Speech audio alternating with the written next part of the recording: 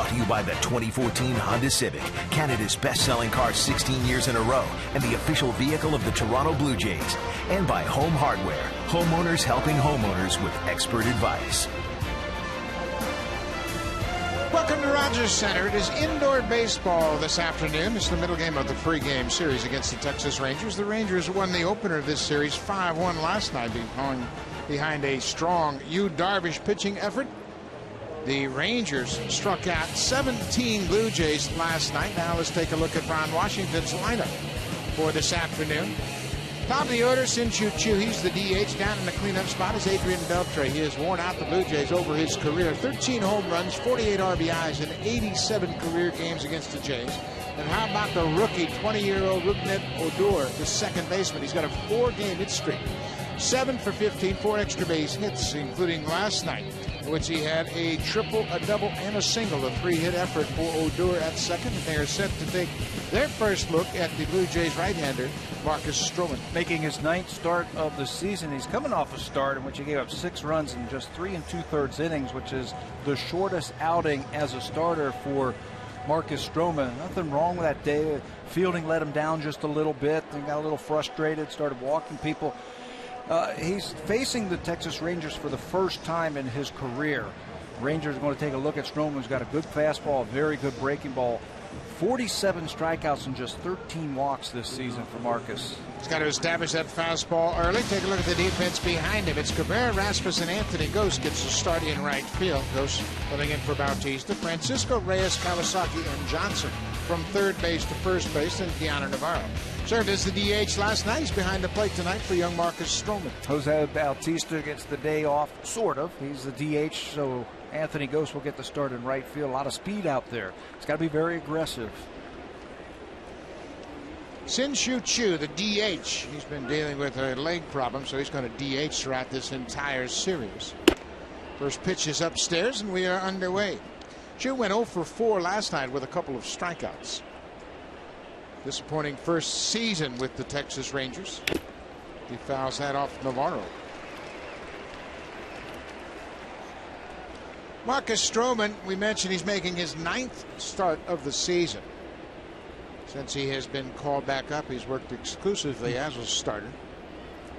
And he's really rounding into form, I think, as a starter. You can see him get all of his stuff working. Hot shot right to Kawasaki. Choo is retired, 1 down. Munenori Kawasaki has been a real spark for this ball club, not only at the plate but in the field as well. He has stabilized the defense.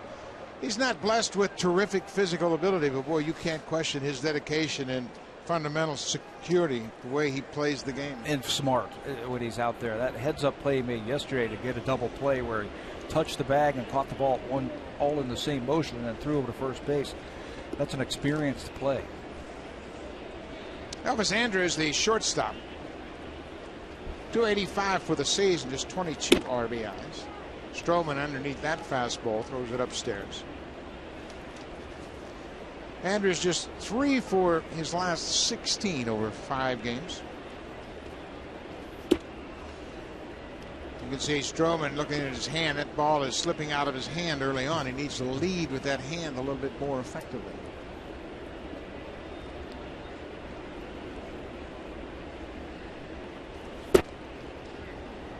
Three and 0. Alex Rios is on deck. Stroman has done a terrific job of throwing strikes, as you mentioned, Pat. He has really shown confidence to throw strikes. Well, he has the ability, I think, Buck, to make adjustments when he's out on that mound. If he feels like he's pulling pitches out of the strike zone or his release point on his breaking ball is not where it should be, he has the ability to go out there and fix it. And he does. He's back into the at-bat with a full count. That's the first thing you want to see from a young pitcher. Fastball command. Can they make the adjustments and get back in that strike zone? Sometimes guys do it, sometimes they just don't. I'll take it a step further. I want to see it from all pitchers. Fastball command. There's a good fastball that's going to reach the seats out of play. You made a great point about Stroman, and I think it can be said about all pitchers, that you have to be able to make adjustments midstream. Throw one pitch, and if it's not where you want it, you have to understand what it's going to take to get that pitch in a good zone. Yeah, and why? Why did that happen? Why did that ball float out of the strike zone? This is popped up. It's playable down the right side. Dan Johnson in foul territory makes the catch. Stroman all the way back from a 3-0 count, 2 down.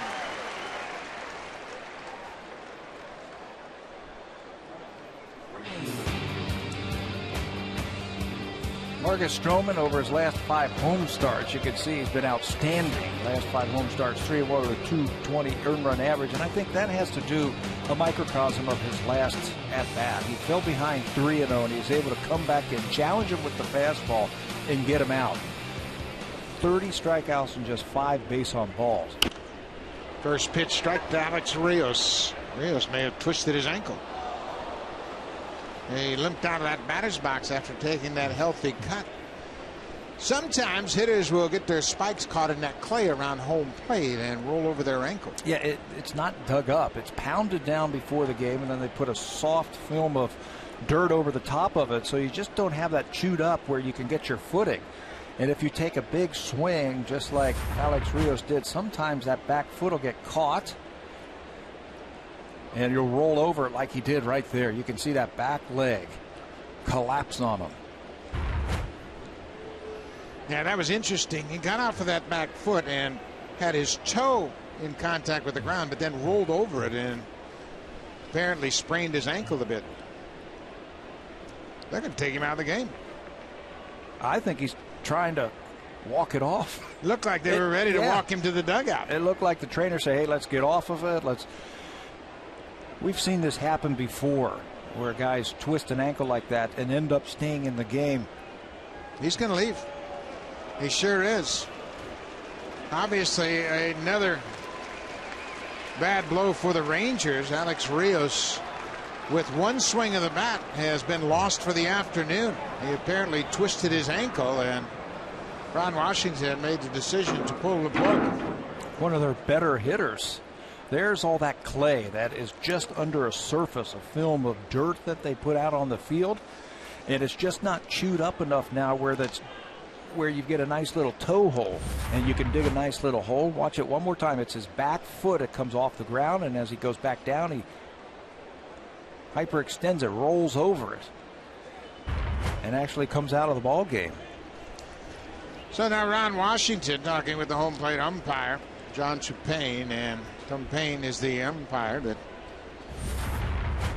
Now look at the back leg, bottom of the frame there, how it rolls over, and then right there is when he sprained that ankle, came off of it, and he has left the ball game.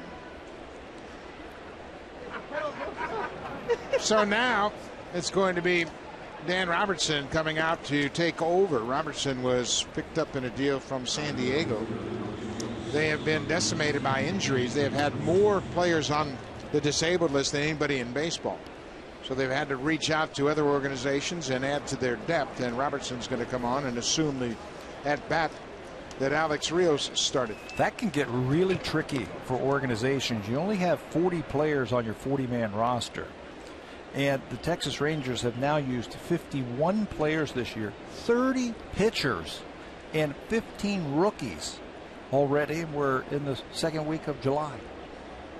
Their team record for most players used in a season is 55. Amazing.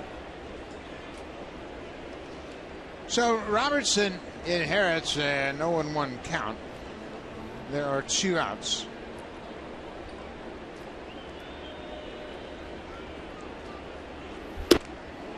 Just off the plate, looked like a pretty good pitch. That little comeback two-seam fastball.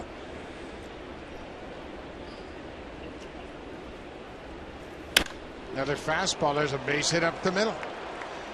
So Robertson just called into the ball game, gets a hit in his first at bat. That's the best time to hit, isn't it? You don't have any time to think up there. Just go up and see the ball.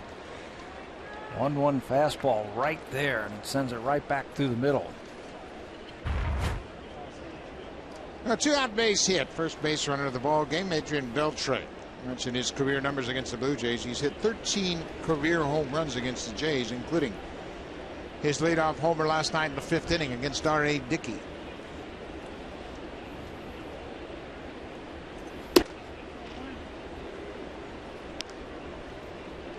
Beltre has been a terrific player throughout his career. He started in the Dodgers organization.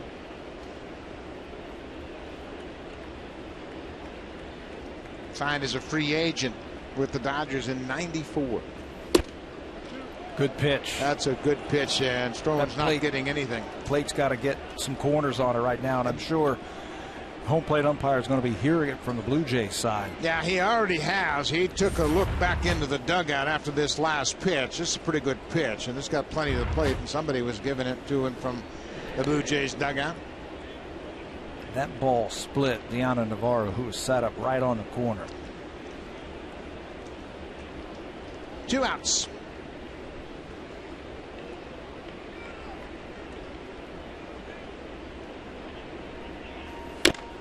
Late swing by Beltre. It's 2-1. You mentioned Beltre coming up with the Dodgers. Isn't it amazing when players come up and they see and they're around big leaguers and they learn from the right guys how to play this game? Beltre came up as a 19-year-old, played 77 games in '98 with the Dodgers.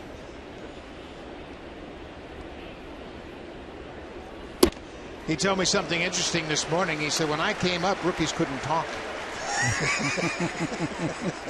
He said, I just kept my mouth shut and followed what the veterans did. I didn't ask for anything special. I didn't anticipate I would get treated like a big league. I was a rookie, and I knew my place. You had to earn it. 2-2. That's popped up on the right side. Munenori Kawasaki. Dan Johnson made a heck of a play. Looked like nobody wanted to catch that ball. Kawasaki was up the middle. Dan Johnson kept looking at the second baseman saying, you got it? I got it? I better take it. What a catch by Dan Johnson to end the top of the first.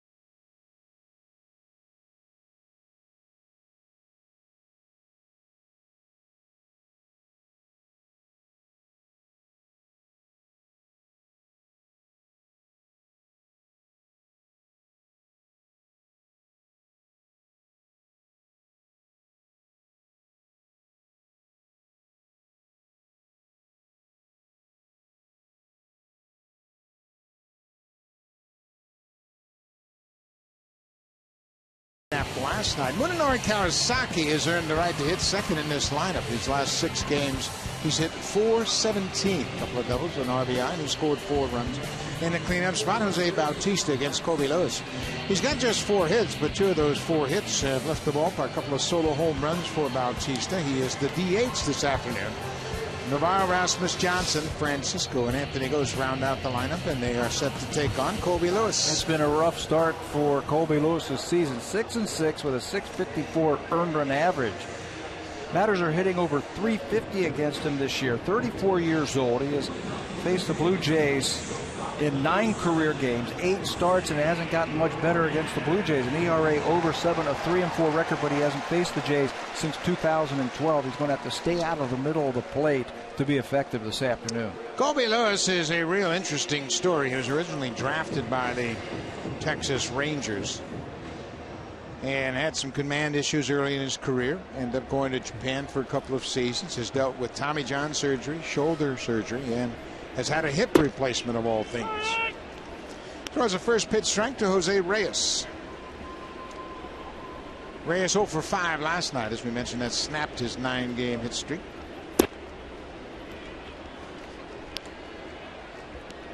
Blue Jays need a spark. Munenori Kawasaki is in the 2 spot. Reyes would love to get on board and string some hits together. There's a good breaking ball from Lewis.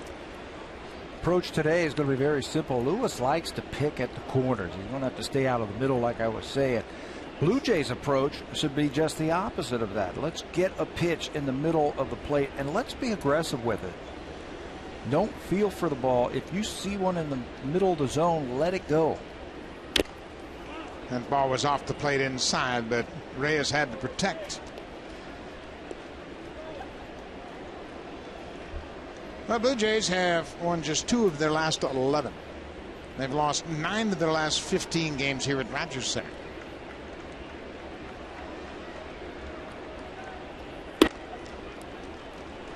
Lewis looked like he lost his footing a little bit on his landing spot. Colby Lewis was a first-round pick of the Rangers in 1999. A little off-speed breaking ball, and Reyes strikes out. 1 down. Take a look at the defense for the Rangers. It's Jake Smolinski in left field, Leonis Martin, and Dan Robertson has taken over for Alex Rios in right. The Gold Glover Adrian Beltre at third, Andrus and Odor up the middle, J.P. Arancibia making his second start at first, and Robinson Chirinos, who can really throw from behind the plate, is catching for Colby Lewis. And in between innings, Ron Washington, the manager of the Texas Rangers, goes out to talk to his new right fielder, Robertson. This is just his 15th start in the outfield this season. I'm sure he said, hey, play deep. You could always come in on the ball. This is a tricky, tricky turf if you're not used to playing here. Munenori Kawasaki takes a pitch off the plate outside. Kawasaki batting .293, which is a great number for Mooney, coming up from Buffalo, filling in. That curveball in there. Well, he doesn't have any panic when he gets to 2 strikes. He has professional at bats. You can see the 6-game hit streak, including in that is 4 multi-hit games. This is bounced to short. Big hop for Andrews. In the dirt and scooped by Arancibia. Made a nice backhanded scoop over at first base.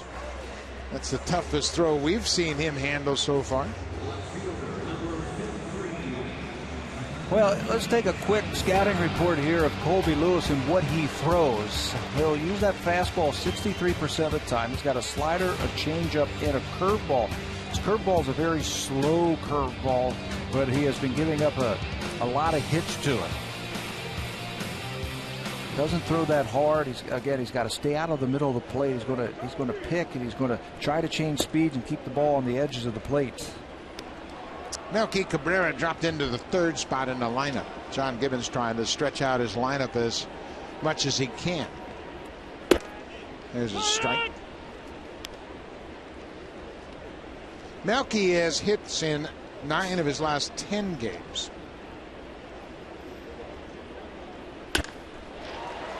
Off Andrews' glove, and he's not going to have a play. Elvis Andrews played it to the backhand, and it kicked off the heel of his glove. That's going to be ruled a base hit. I tell you, this is a very difficult surface to play on if you're not used to it. The ball gets to you quickly. There's not a true hop out there. And that ball looked like it came up on Andrews. Looked like it hit him in the wrist or on the heel of the glove. Just could not handle that hot shot by Melky. So Melky's aboard with 2 outs. That brings to the plate Jose Bautista.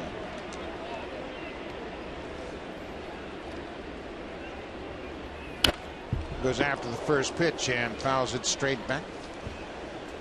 Bautista last night had a rough night against Yu Darvish. He ended up 0 for 4. Had an 0 for 3 against Darvish with a couple of strikeouts. For the night, he had 3 strikeouts. He is now just 1 for 18 against Yu Darvish. But there are a lot of guys in that same class. Melky had a stolen base last night, his 5th of the season. He's just attempted 7 steals. Jose's splits against Colby Lewis are just the opposite than they are against Yu Darvish. He's had big numbers against Colby Lewis. Pops this one up behind home plate. Chirinos will watch it sail over the screen. Against Lewis, Bautista's hit a couple of home runs. He's 4 for 11 up against the big right-hander. Right now, Jose is saying that the problem that he has had over those last games, as you see the numbers right there, feels like he's opening up just a little bit too quickly. Darvish fed him a lot of breaking balls in yesterday's game, and then when Jose was looking for the breaking ball, he threw the fastball right by him his last time up. 0-2. Check in on Cabrera at first. Bautista has not homered in his last 11 games. Last time he hit a home run was right here at Rogers Center in the final game of that Milwaukee Brewers series during interleague play. He had just come back after taking a few days off with that hamstring injury. Homered in back-to-back first innings.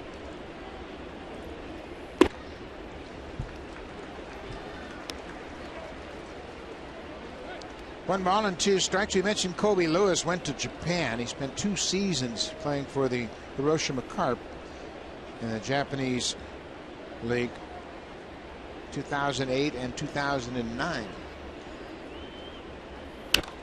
Another pop-up back over the screen.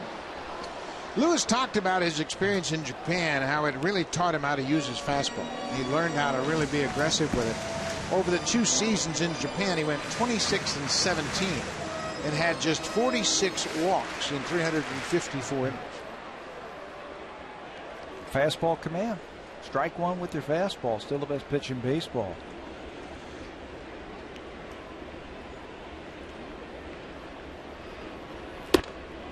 Took a shot at that outside corner. You can see the sequence of pitches is interesting. In. 2 strikes. Try to hit that outside corner. Take one shot. Let me have one shot right here of a fastball on the outside corner. See if I can get Jose to freeze. Now this will be an interesting pitch right now. After all the fastballs that he has seen, does he dare throw him a breaking ball? 2 balls and 2 strikes. Now it's a full count. The Blue Jays have seen their opponents score first in 7 of the last 8 games. That was something Blue Jays really did well when they were winning all those games. They always jumped out to an early lead.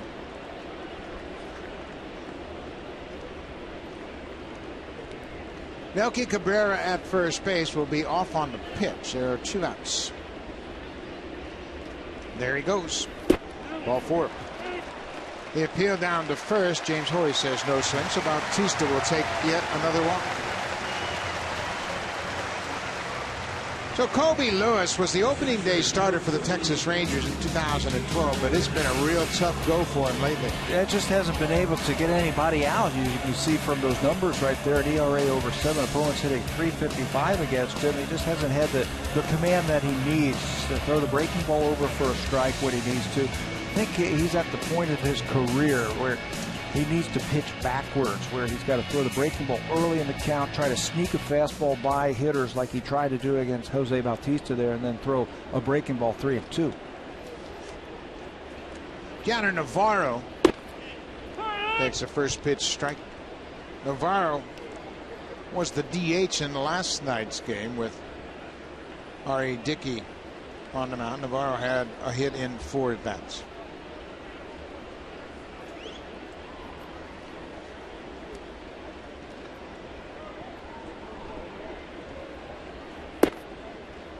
Ball and a strike. Kobe Lewis gave up a franchise record 13 runs in his last start. He went 2 1/3, allowed 13 runs on 13 hits against the Angels. Boy, they came out firing against Lewis. That was in 2 1/3 innings, those 13 runs. 11 of them were earned. Everything he threw up there, the Angels were right on.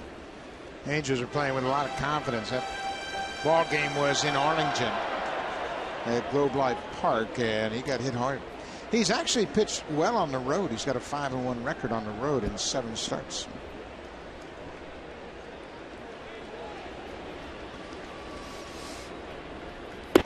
Off-speed pitch, and Navarro was fooled. 2-2. We're in the bottom of the first. Blue Jays threatening early. Kobe Lewis is now 34 years old. This is his 17th start of the season.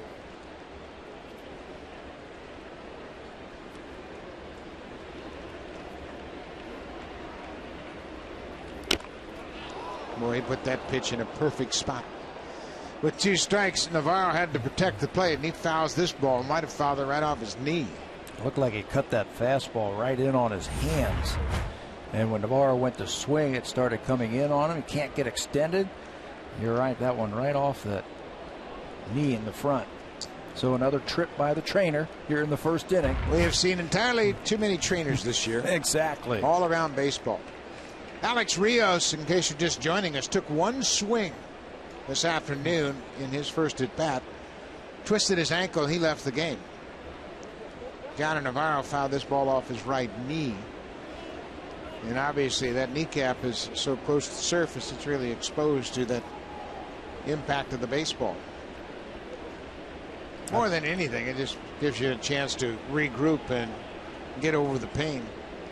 I've done that before. It's very painful, but I didn't have to then put on the catching equipment and go back behind home plate and squat. Watch it one more time. Cutter inside. He just can't get it out in front, and that one looked like it was right off the patella tendon. Right underneath the kneecap. Not a great way to start your afternoon. No. Melky Cabrera's at second. He had an infield single. Bautista walked. Who's at first base. Navarro with a 2-2 count steps back in as he has gathered himself.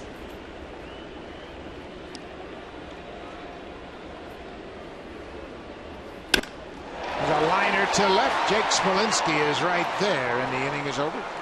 The Blue Jays get a hit and a walk, but strand a pair. We played a scoreless inning at Rogers Center.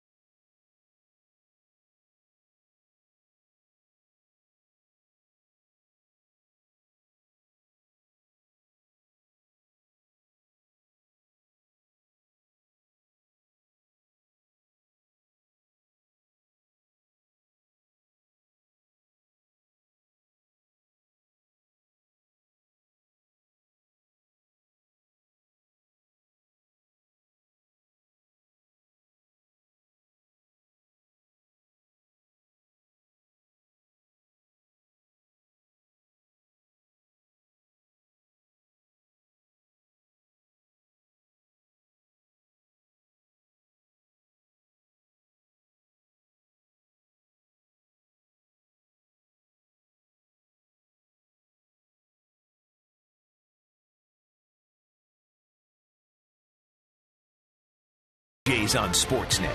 Brought to you by the 2014 Honda Civic, Canada's best-selling car 16 years in a row, and the official vehicle of the Toronto Blue Jays. Well, there's a familiar face. It's nice to see Brett Laurie's in the dugout. He is recuperating from a broken left finger. You can see that left index finger still kind of crooked, if you will, and he is not close to coming back yet, but it's good to see him in uniform back on the bench.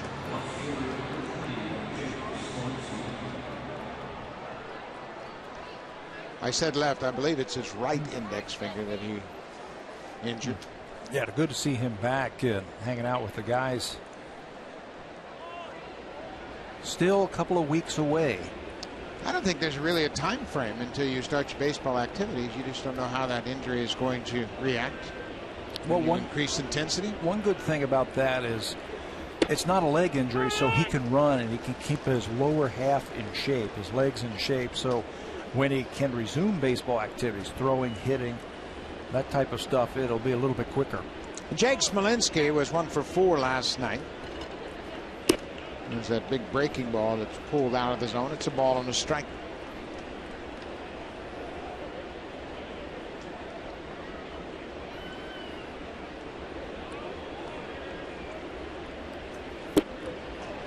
Comes right back with it at the same breaking ball, and Swirsky chased. That's what they call a sweeping breaking ball right there. That was nasty. He's got that ability to spin a baseball. I think that is something that you are born with, and he's got that ability. 3 in a row, and Swirsky wouldn't chase that pitch. But now you certainly have breaking ball in his mind. You should be able to throw the fastball just about anywhere you want to. Yeah, a little jam sandwich, just like that number 1 you see right there on pitch tracker right there. Jam him up. There's the fastball. After 3 straight breaking balls, Stroman picks up his first strikeout.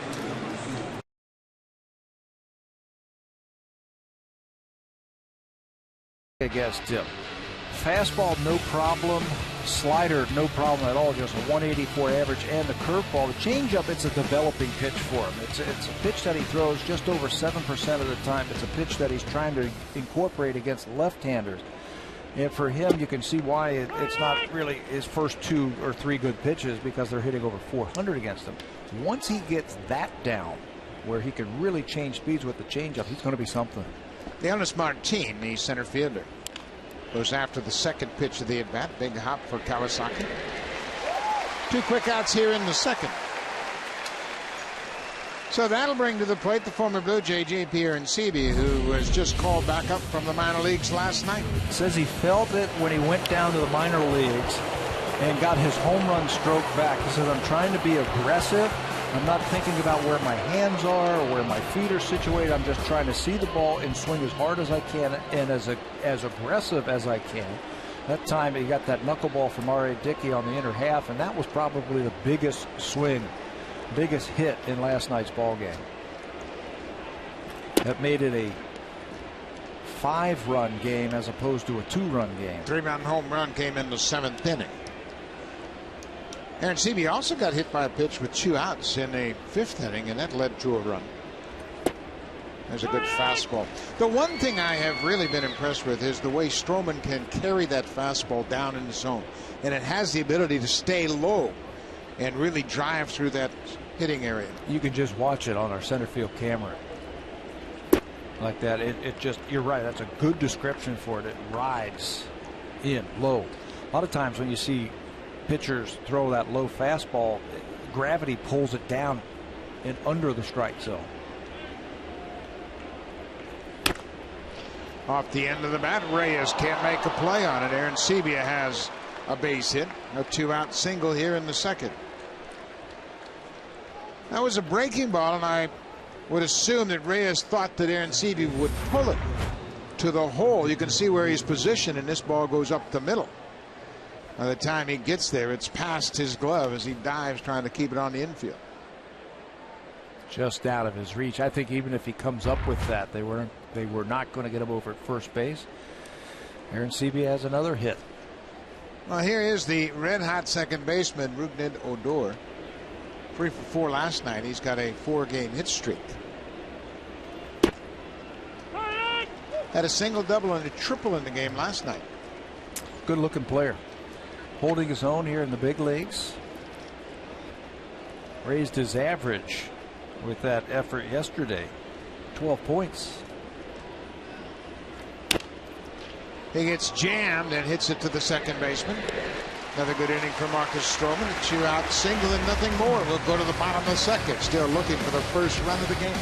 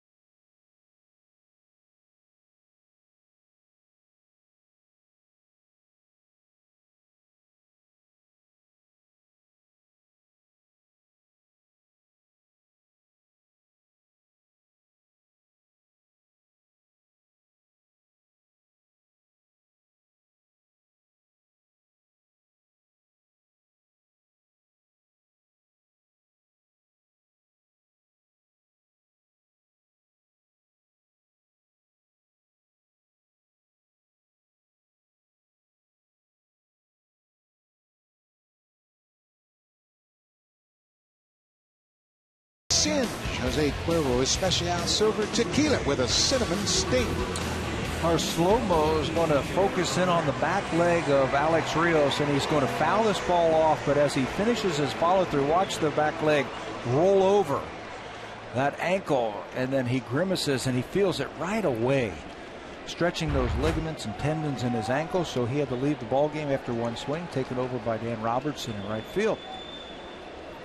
Boy, have you seen a team have as many injuries as this team has had this year? I've never seen anything like this from the Rangers. Now, it's really hard to fathom how many injuries they've had, and many of them have been season-ending injuries.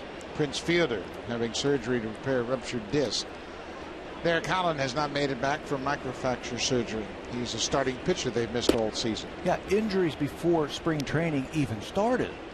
Derek Holland. Matt Harrison with the back injuries, that could be career threatening for him. Kobe Rasmus brings right through that Lewis pitch. Did Jurickson Profar play anything in spring training? Did he even start spring training? No, he has a right torn shoulder muscle, and he's been out for the whole season. He would have been their starting second baseman, so there's opportunity for players.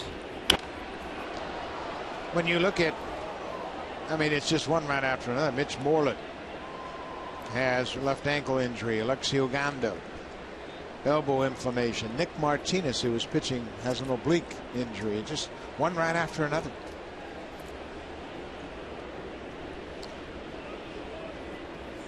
Inside, Kobe Rasmus hit his 13th home run of the season here last night, the only Blue Jay run.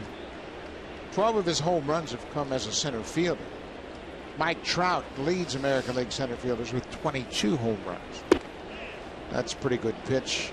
I don't blame Chirinos for thinking it was strike three. He was coming up out of there, wasn't he? Ready to shoot that ball around the infield. Got that curveball in the first inning. That time it's just off the plate. Well, there are a lot of good pitches from Kobe Lewis in this sequence of pitches. Everything is way right on the corner.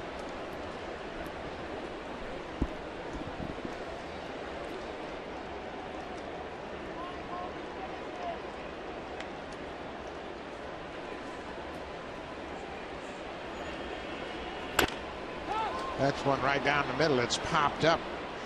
Beltre, the lone defender on the left side of the infield, makes the catch. That's the first out of the second inning.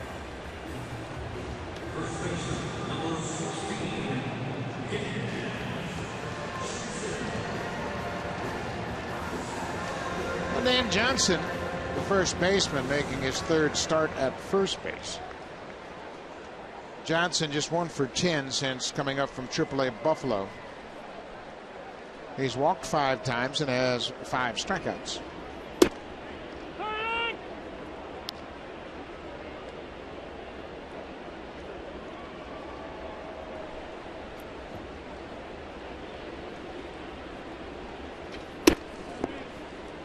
Ball and a strike.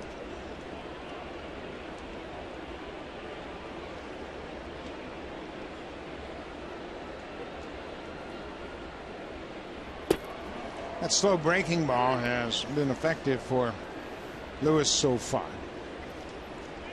It's a pitch that he's been able to drop over.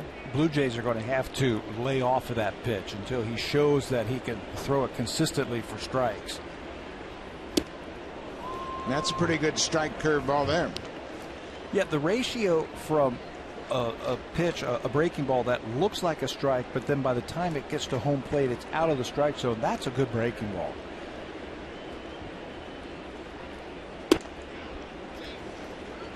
No, he's not happy with that last breaking ball. Kind of quit on it and left it up out of the zone. Full count, 1 out.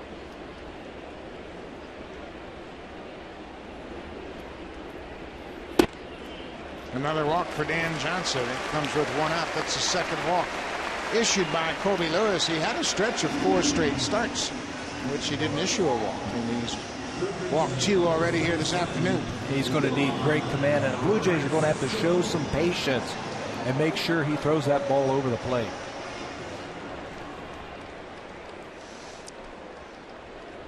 Juan Francisco is average at 236. He had a rough night last night. He had 3 strikeouts. He also had a walk.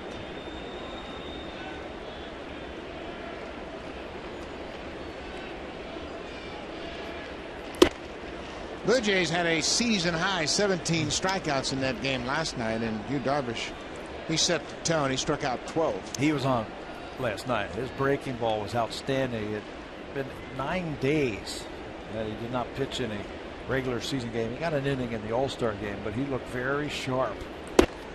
Breaking ball, 2 types of breaking balls, curveball and the slider, were outstanding last night. An occasional split that was effective, but I think he set the tone by using his fastball early.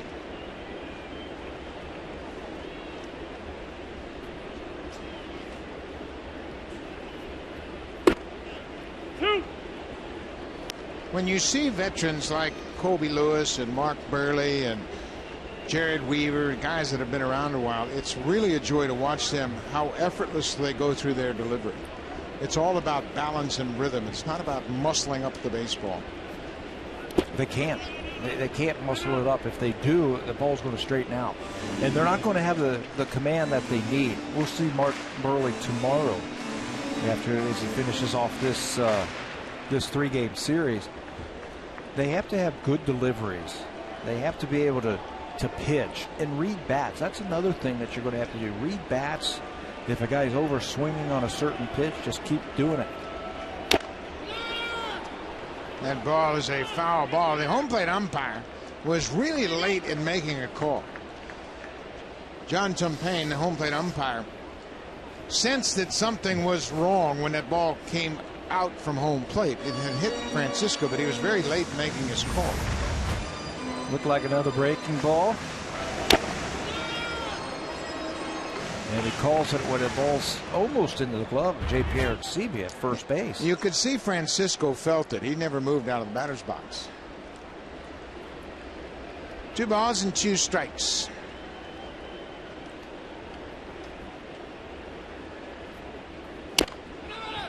This one is a foul ball. That ball took a last-minute kick to the right, and Arecibi fielded in foul territory.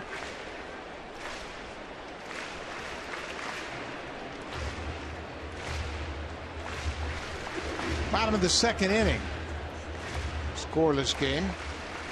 Marcus Stroman and Kobe Lewis, the starters. Throwing a lot of breaking balls to Francisco.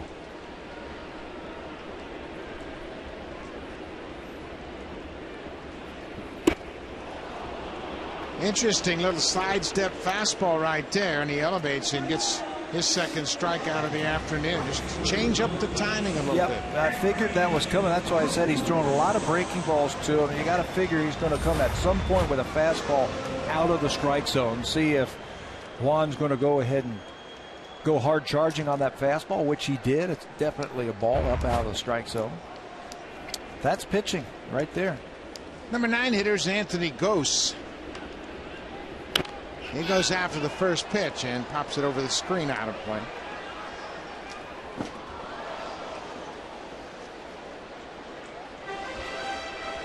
Gose has never hit against Kobe Lewis. It was interesting, he went after that first pitch. Didn't have any previous experience against Kobe Lewis. Figured he's going to challenge him with that first pitch, so he was jumping on it.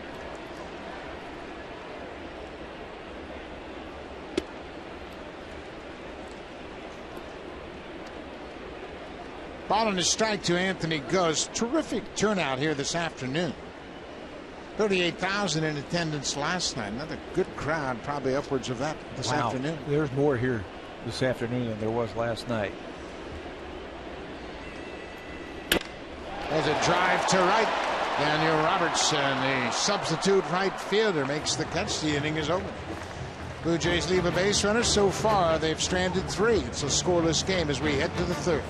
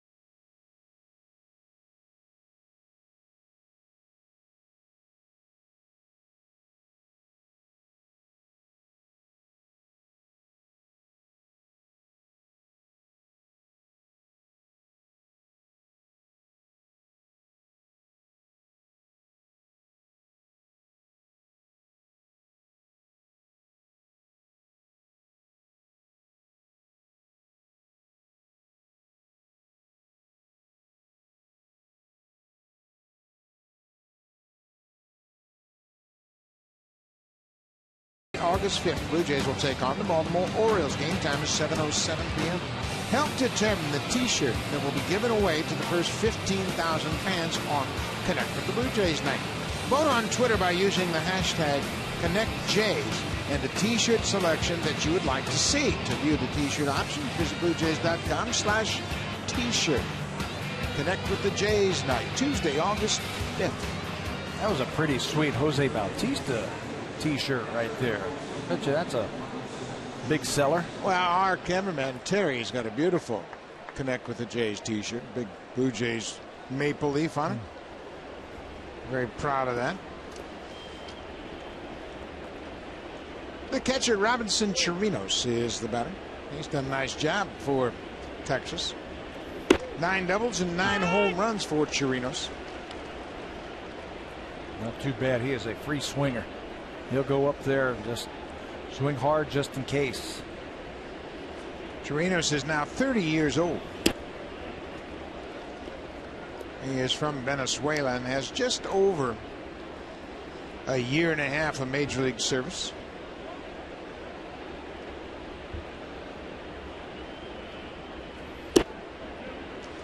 Well, I tell you, you want to speed up a ball game, all you got to do is open up the strike zone. Sure. And I think ever since the umpires have been put under their guidance of the Quest Tech and all of that, the strike zone has disappeared. But you talk about people complaining about the time of game and all of that. Years ago, you throw balls that were 2 balls off the plate. That was a strike. And players didn't mind it. No, it was consistent. Everybody knew it. They knew what they were getting. It was a good game. It was a quick game. Played with a much better pace. And the bouncing ball up the middle. Kawasaki near the bag. Nice play by Dan Johnson. He scoops it out of the dirt. 1 down.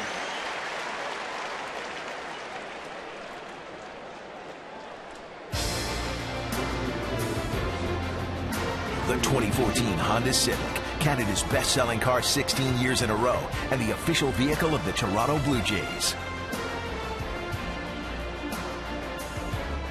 Dan Johnson has made a couple of nice plays already this afternoon. One on a pop-up and one right here. Kawasaki throws on the run, and Johnson goes down and gets it. That way, stay down. Pick that ball. Back to the leadoff man, Sin-Shu Chu, grounded out to second his first time up.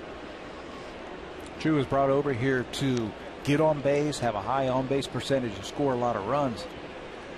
Battling a little bit of an ankle injury right now. He's 0 for his last 18. And that's why he is DH and probably will not play tomorrow with the left-hander on the mound. And they want Adrian Beltre to get at least 1 game off his legs on this artificial surface, so he'll probably DH tomorrow.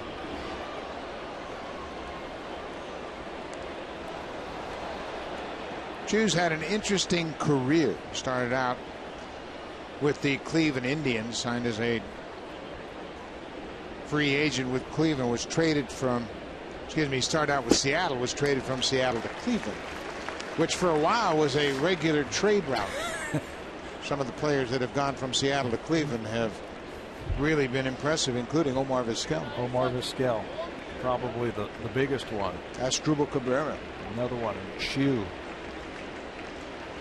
2-2 pitch. Chu gets jammed. In Cleveland, that's where Chu really blossomed into a really good player. 20 home runs, 20 stolen bases, and a 300 average were pretty normal for him. He had 3 straight seasons in which he hit 300 for Cleveland, 2008, 9, and 10.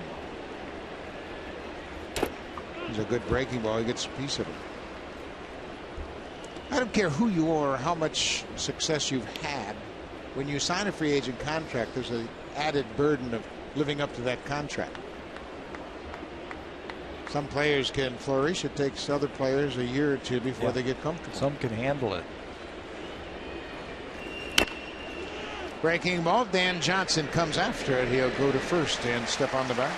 2 down. Let's check in with Jamie Campbell.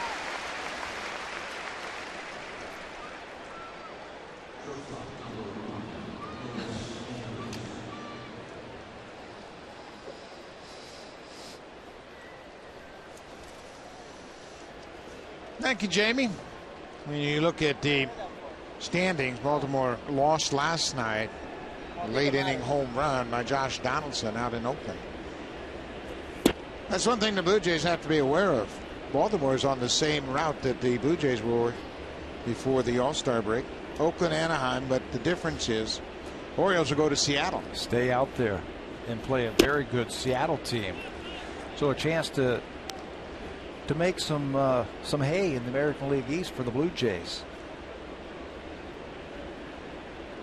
Elvis Andrus, the shortstop. It's this ball deep into center field, but Kobe Rasmus ranging to his right gets there, and the inning's over. 3 up, 3 down, 4 straight retired by Marcus Stroman.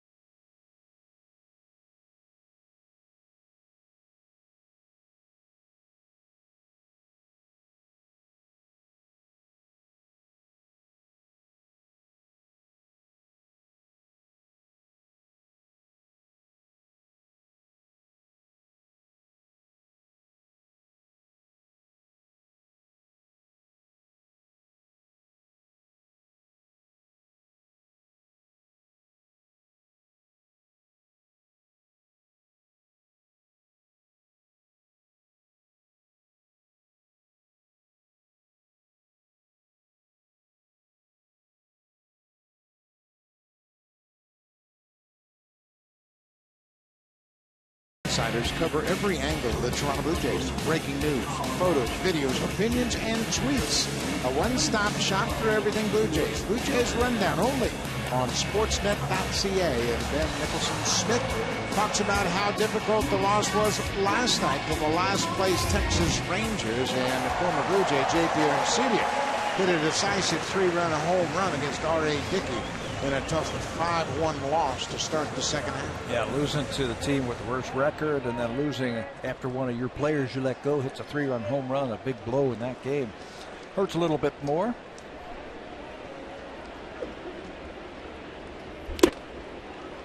Jose Reyes with a big cut and fouls it into the glove of the catcher. We have just been informed that Alex Rios left the ball game, as we suspected, with a right ankle sprain. X-rays are negative, so there are no fractures, so that's good news. The status of Rios, he's day-to-day. There's a lot of that going around. I'm day-to-day, you're day-to-day. You just never know what tomorrow might bring. Well, as long as it's not general soreness. I hate general soreness. He has been rampant. There's been an epidemic of general soreness around baseball this year. He in major pain. Major pain and general soreness. There's too much of that going around baseball. Bouncing ball. Arancibia backs up and plays it on a hop, and Reyes beats Lewis to the bag. Good job by Jose Reyes, not taking anything for granted.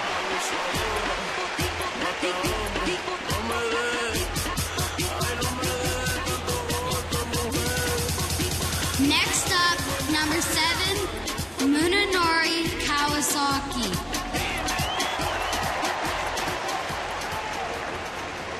It's Junior Jay Saturday, presented by Boston Pizza, and here at the ballpark, just what you've heard, a Junior Jay announcing the lineup. It's just one of the many fun aspects of taking advantage of Junior Jay's Saturdays, presented by Boston Pizza, and that kid said it a lot better than I do. Good job at announcer for today's game. Kawasaki with Reyes at first. Outside. Well, I'll tell you what. You talk about the Blue Jays hitters now. They've got to be aware of this strike zone. I mean, it's like a postage stamp. Yeah. So you really have to focus on making Colby Lewis throw one right down the middle. And that's the game plan right now. Is he likes to nibble and hit the corners. If they're not calling it, let it go.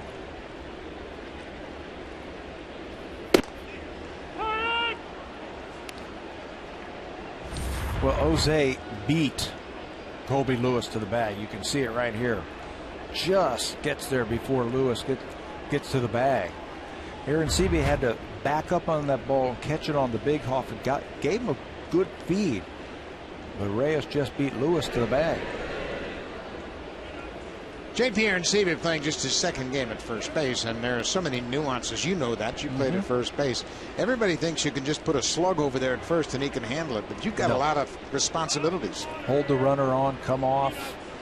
3-6-3 double play. You're in cutoffs and relays where you're supposed to go.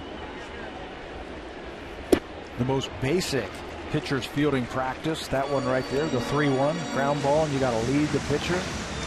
On that one play too, where you get the ground ball hit to your right, and you just don't know how far to range if you're not familiar with your second baseman.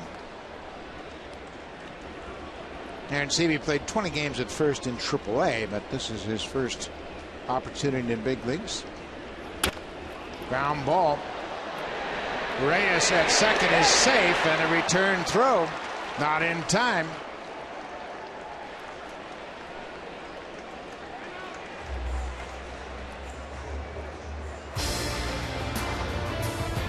Finger cooked tonight. Order from over 100 menu items at bostonpizza.com. Proud partner of the Toronto Blue Jays.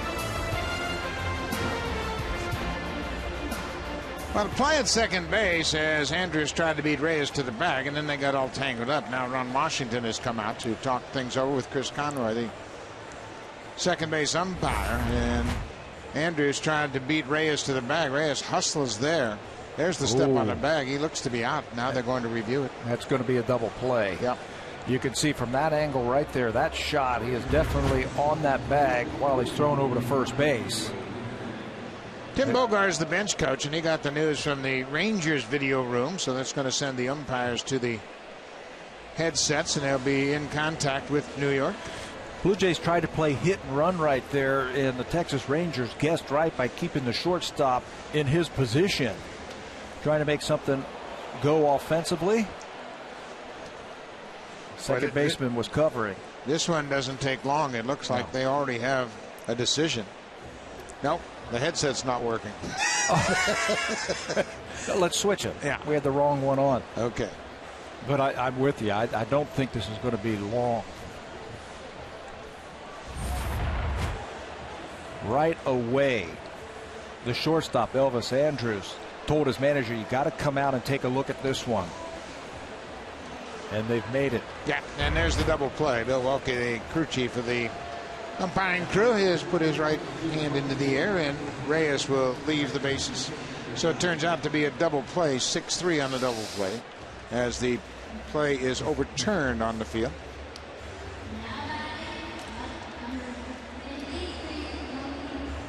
So Reyes with the infield hit is erased by the double play. So Melky Cabrera, the number 3 hitter, will bat with 2 outs and nobody on.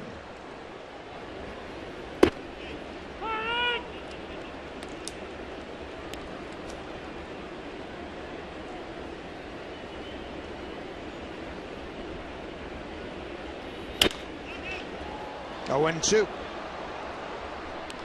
This is the 98th game for the Blue Jays.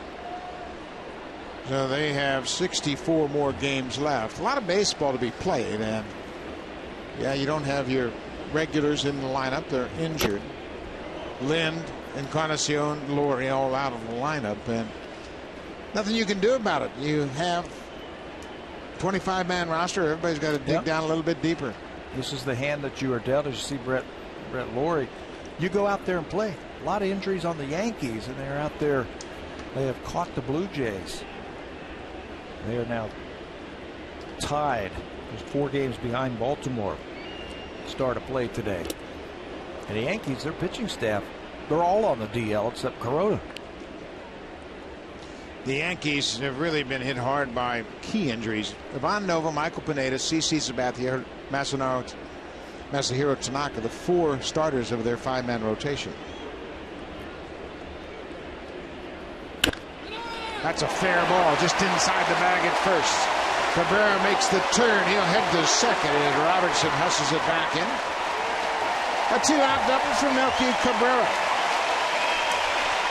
His 22nd double of the season. Another multi-hit game for Melky. Looks new. An infield hit his first time up, and then he rips this breaking ball. Inner half, right between Aaron Sebia and the line, down the right field line. He hustles it in for extra bases. 35th multi-hit game for Cabrera. With 2 hits, he now has 120 for the season.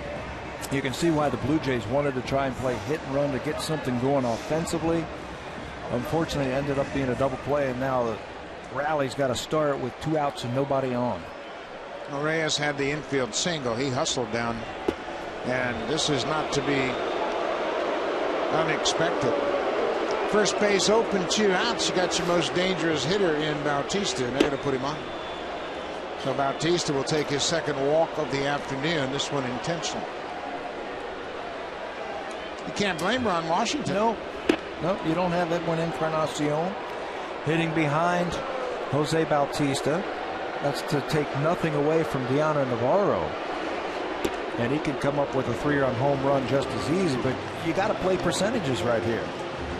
You got your best hitter at the plate. You got first base open. Just don't even take a chance. Navarro has hit .311 with runners in scoring position this season. The Blue Jays as a team have a .241 average. So Navarro has delivered at a much better rate than most of his teammates. Last night the Blue Jays were 0 for 10 with runners in scoring position.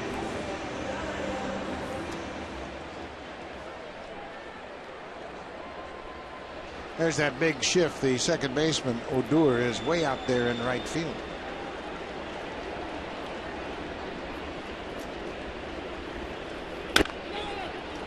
Navarro goes after the first pitch and pulls it foul. Tell you what, if he can hit a ground ball right where the second base umpire is standing, it's going to be 1-0. There's a huge hole from Odor, the second baseman, right there, and look where Elvis Andrus is. He's there. He is in your screen right there. Huge hole right back through the middle.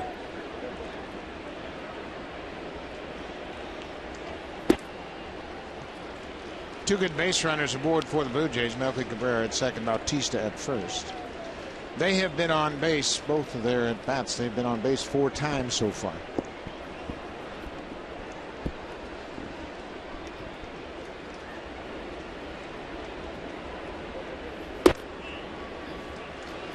Good job by Navarro. We have talked about how this is a small strike zone today and forced Kobe Lewis to throw you one over the heart of the plate.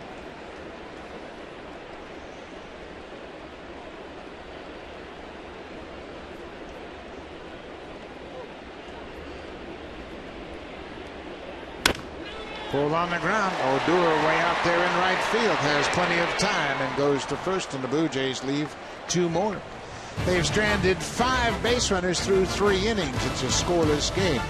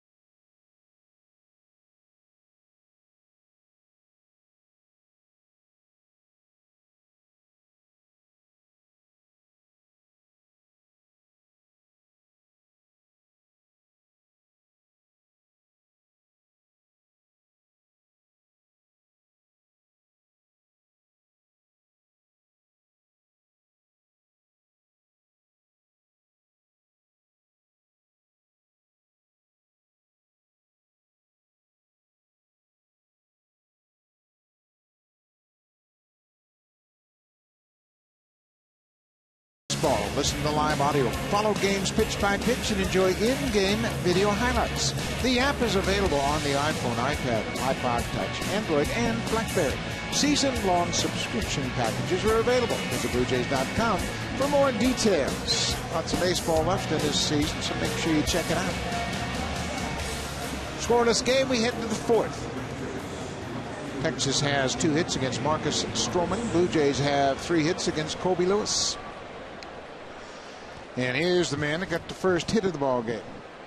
Dan Robertson came into the ball game after one swing by Alex Rios. Rios had to leave the ball game with a sprained right ankle.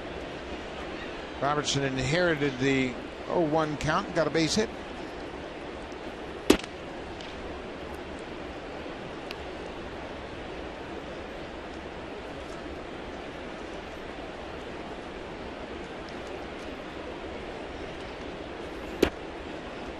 Ball on a strike to the right fielder.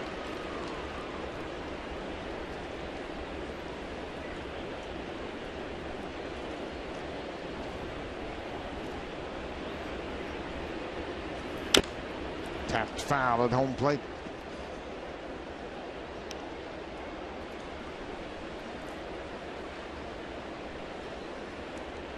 We had mentioned the Rangers and how they have had to deal with so many injuries. You just can't really fathom how they have lost so many key players.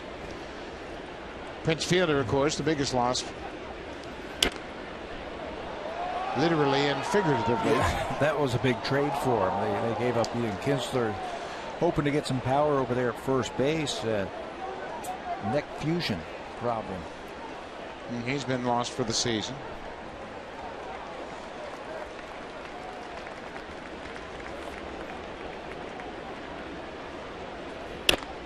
Breaking ball. Johnson went after it. Kawasaki didn't have a play. Looked like Dan Johnson took a step toward first before he went after that bouncing ball. It finds its way into the glove of Kawasaki, but he doesn't have a play. It'll be a second hit for Robertson. It's an instant right there where you said it earlier. First baseman has to know his limitations and where his second baseman is playing. He starts to first. He said, you know what, I got to go after this ball. But then it was just too late. No chance for Kawasaki to throw out Robertson. Yeah, that's one of the real challenges for first baseman. You saw Johnson took a step toward first, and that cost him.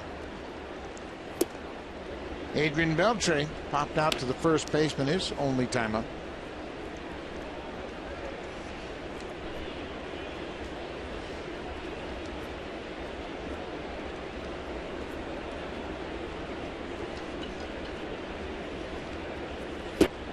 Big swing by Beltre. Beltre is now 36 years old. He signed with the Dodgers out of the Dominican Republic. He has over 15 years of major league service. Came up with the Dodgers as a 19-year-old. Very underrated player, I think, in baseball. When you look at the things that he is starting to accomplish now. Has a base hit to right. Robertson will make a turn and stop at second as Ghost gets the ball back in quickly. Beltre rifled that ball into right field. He has passed Mike Schmidt, Wade Boggs, and Gary Gaetti now for the most games at third base just this season. Can still hit it.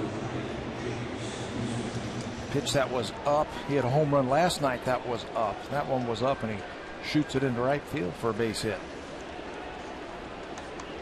He's been doing that for a long time. He's always been able to use the whole field.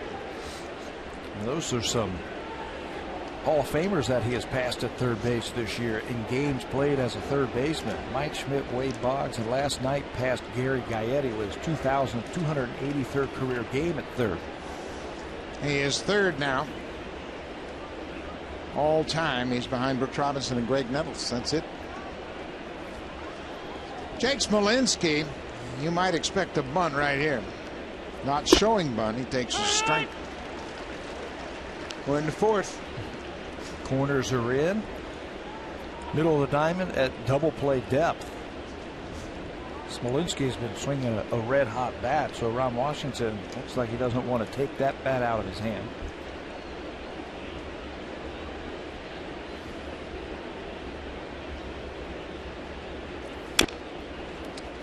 Oh, and 2. Washington is truly an old school manager. He was a long-time player. This is his 8th season with the Rangers as the manager. He began coaching in '91 with the Mets. Spent parts of 10 seasons as a player in the major leagues. He's the 4th longest tenured manager in baseball.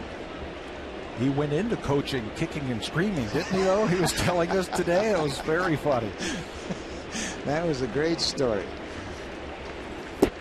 There's a big strikeout for Stroman. First out of the top of the 4th. He gets Smolinski for a second time.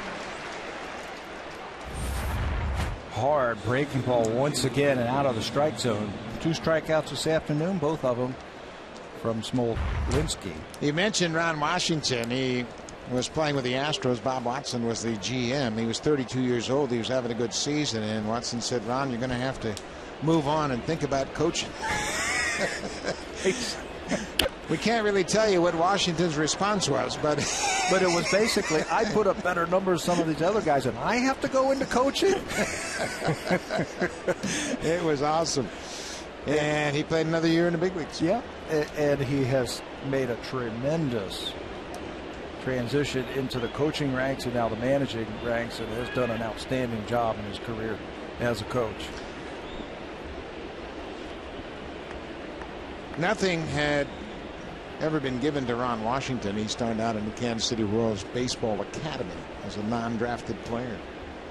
Leonis Martin is the center fielder. He fouls it off.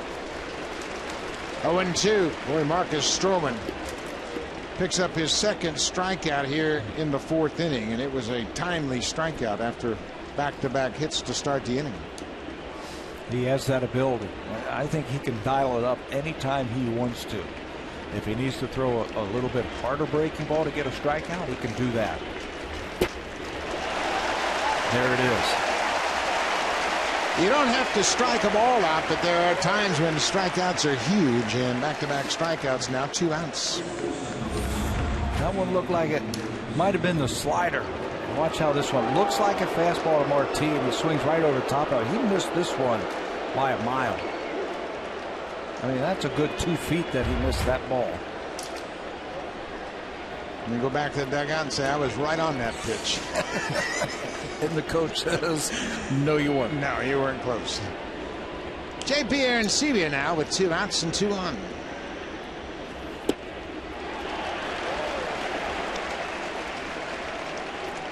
Arancibia had a base hit his first time up. Ground ball into center field.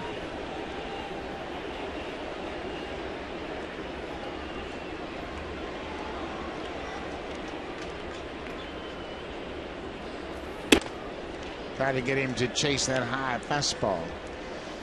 Marcus Stroman has a look in his eye. Okay, I got 2 on. This is a scoreless game. I'm striking you out. There are certain guys that have that look. They want to be there. They love the challenge in these situations. It's the big leagues. It's you versus the batter. John Gibbons has talked about that constantly since they put him in the starting rotation, that Stroman loves these type of challenges, loves being here in the big leagues. He was asked about his start when they were in New York, his hometown, with all his family and friends. Said he loves this kind of stuff. It's called competition. Ground ball to third. That'll do it. Marcus Stroman gives a back-to-back hits to start the inning, and he strikes out 2 and gets the ground out. We go to the bottom of the 4th, still scoreless at Rogers Center.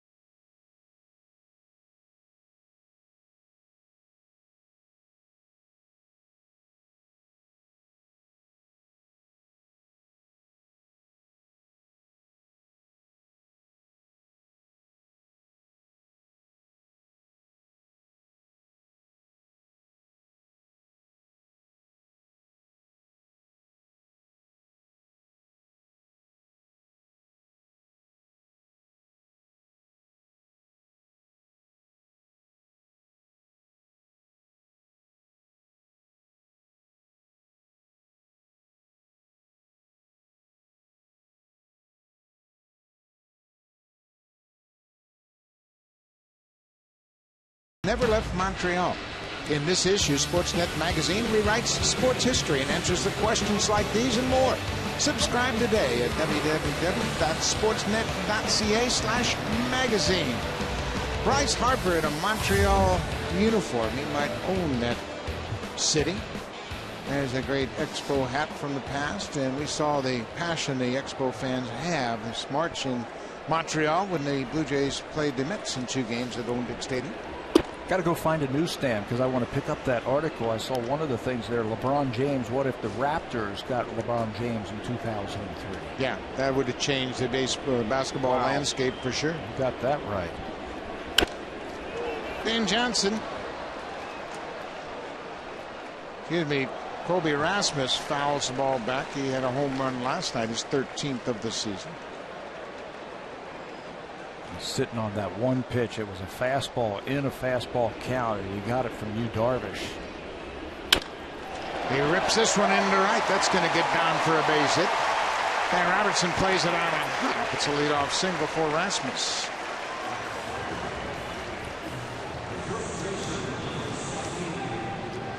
Just like the home run last night, it was a fastball center cut right in the middle and up. And Erasmus gets on top of that one. Hitting 300 on 1-1 pitches this year. Shows you why. That was a 1-1 fastball right there. Dan Johnson walked his first time up.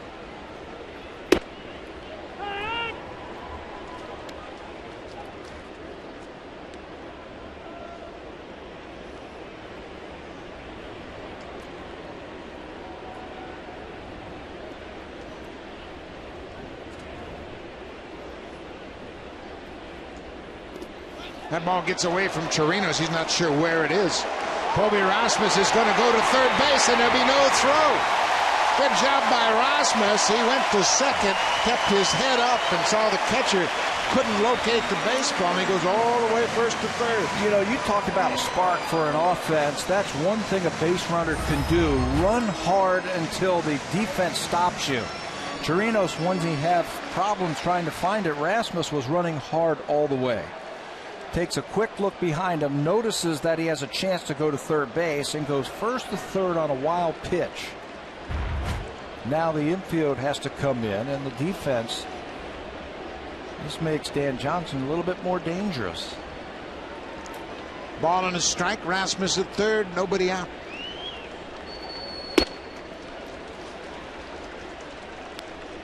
Dan Johnson, we mentioned he began his career with the Oakland Athletics. He actually started his professional career playing in Vancouver. 2001, played in the Northwest League. There's a drive to right. This ball is deep. Back and up against the wall. Rasmus is jogging toward home. He'll score, and Dan Johnson picks up his first RBI as a Blue Jay.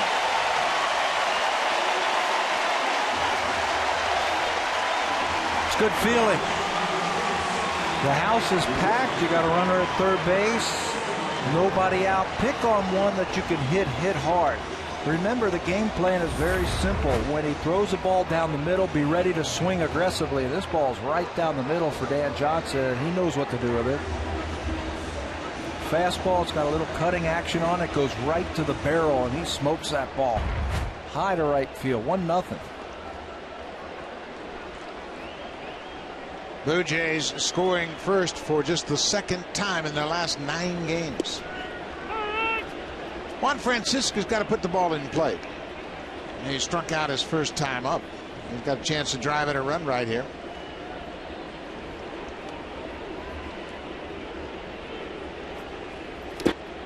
Another breaking ball from Kobe Lewis.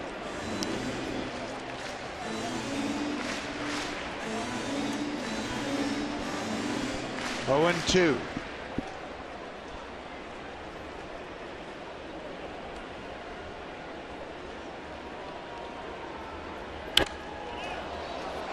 High fastball is fouled back. That's the pitch that they got him to swing through his last time up.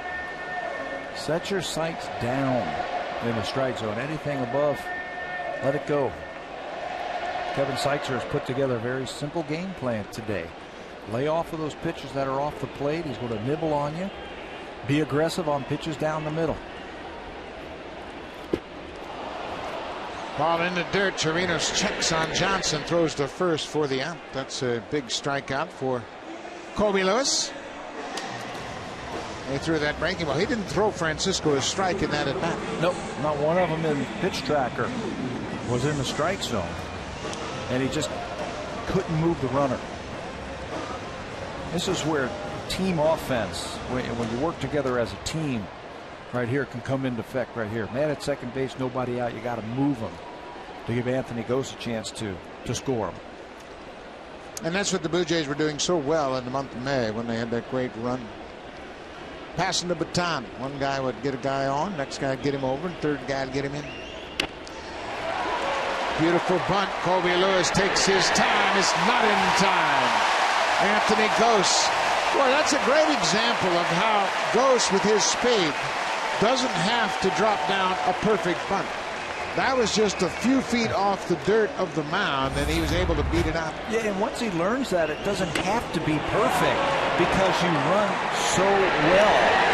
There's a lot of hits over there. A lot of hits. There's the last stretch. Hits the front part of the bag. You can see before the ball is in the glove of Aaron Sebia. Doesn't have to be perfect. Just get it down. The Blue Jays beat Yu Darvish down in Arlington because of two bunts. Eric Kratz had a bunt for a base hit, followed by Anthony Gose's bunt for a base hit, and then Melky Cabrera drove them both in.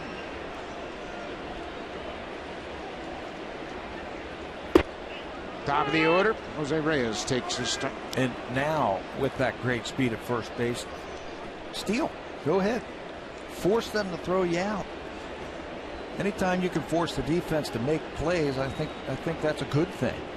Chirinos has a strong arm. Breaking ball downstairs. It's a ball on the strike.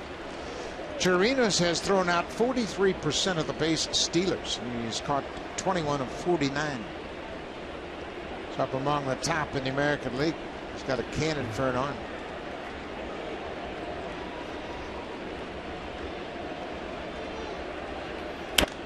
This is popped up.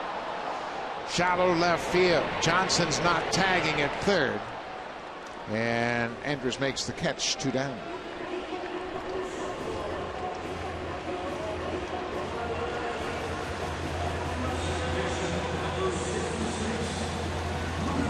So the Blue Jays have jumped out in front. It's 1-0, but they have a chance to add to their lead now. Munenori Kawasaki.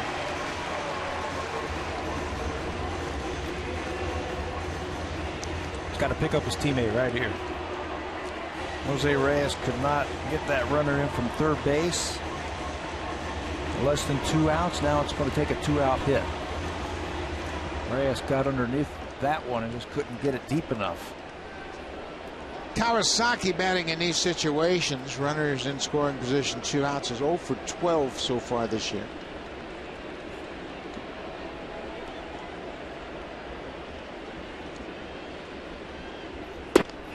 First pitch is a strike on the corner. Blue Jays have 2 singles and a double in this inning. Also had the benefit of a wild pitch, and so far they've scored 1 run. They need a big 2-out hit here. That hit by Dan Johnson broke a long streak of hitting, or lack of hitting, with runners in scoring position for the Blue Jays. They had a stretch of 0 for 22 before that hit by Johnson. Now let's get another one.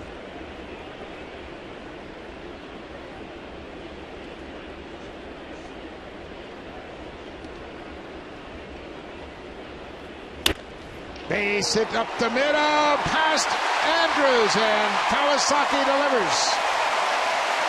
Johnson comes in to score the second run of the inning for Munenori. That's his first hit in 13 at-bats with a runner in scoring position in 2 outs. Timely. You couldn't roll it out there any better than that from Kawasaki. Right back up the middle. You can see Andrews almost come up with that, but he was not going to have a play anyway. There was too much speed at first base in Gose. Even if he comes up with it, Gose is going to be safe. Kawasaki was going to beat that ball back through the middle. Again, it's just a well-placed ball, not hit by hard by Kawasaki. What a clutch hit. Pitching coach Mike Maddox out to Dr. Kobe Lewis. He's not out of the woods yet. Melky Cabrera's 2 for 2 already, and behind him is Jose Bautista. Blue Jays need to capitalize on this inning. Kawasaki has extended his hit streak to 7 straight. His RBI number 4 for Kawasaki.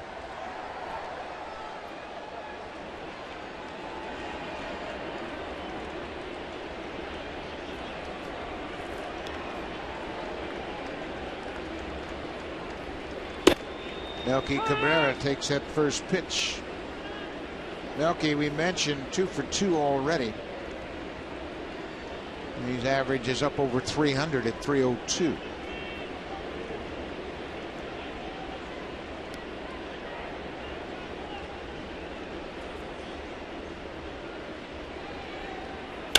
Breaking ball hit hard to center. Martin turns and runs it down. A terrific read by the center fielder saves 2 more runs for the Rangers. But the Blue Jays have taken a 2-0 lead. We'll go to the 5th. Now it's time for a Blue Jays Central update. Here's Jamie Campbell and Greg Zahn.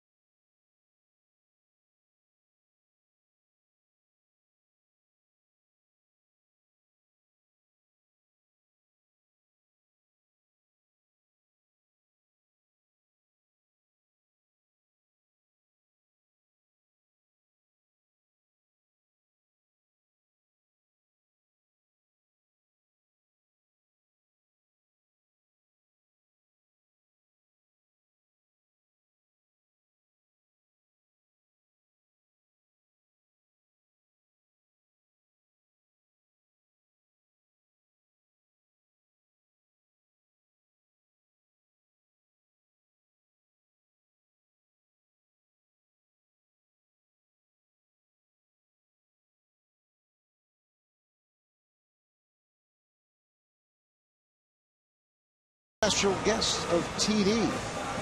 Great opportunity on a nice afternoon to come to the old ballpark. Blue Jays have an early lead. While over in the Jays Care Community Clubhouse, we welcome guests from Tim Hortons Children's Foundation, sponsored by KPMG. Welcome to the ballpark. Have a great time, and so far so good for the Blue Jays. Munenori Kawasaki picks up his 4th RBI of the season, drives in the 2nd run for the Blue Jays. Mooney also extended his hit streak to 7 straight. He has staked Marcus Stroman to a 2-0 lead. And now shut down inning and get Colby Lewis out there quickly. It'll be Odor Chirinos, and then back to the top of the order, Sin-Shu Chu.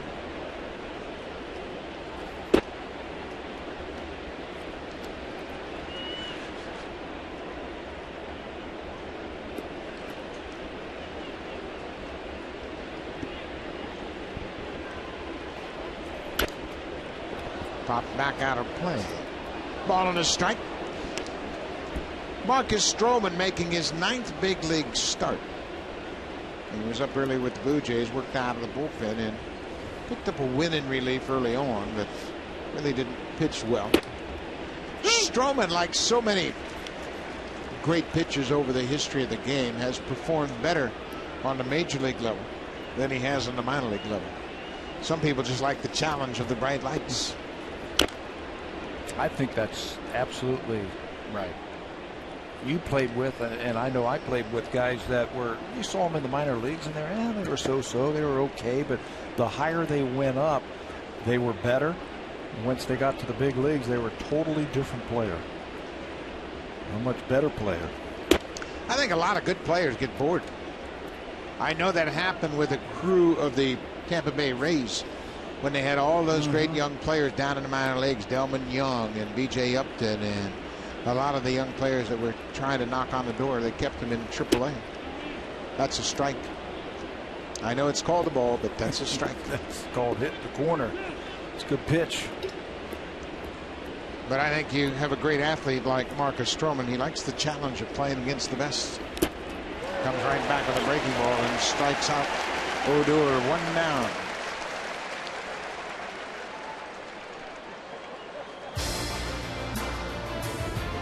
The 2014 Honda Civic, Canada's best-selling car 16 years in a row, and the official vehicle of the Toronto Blue Jays.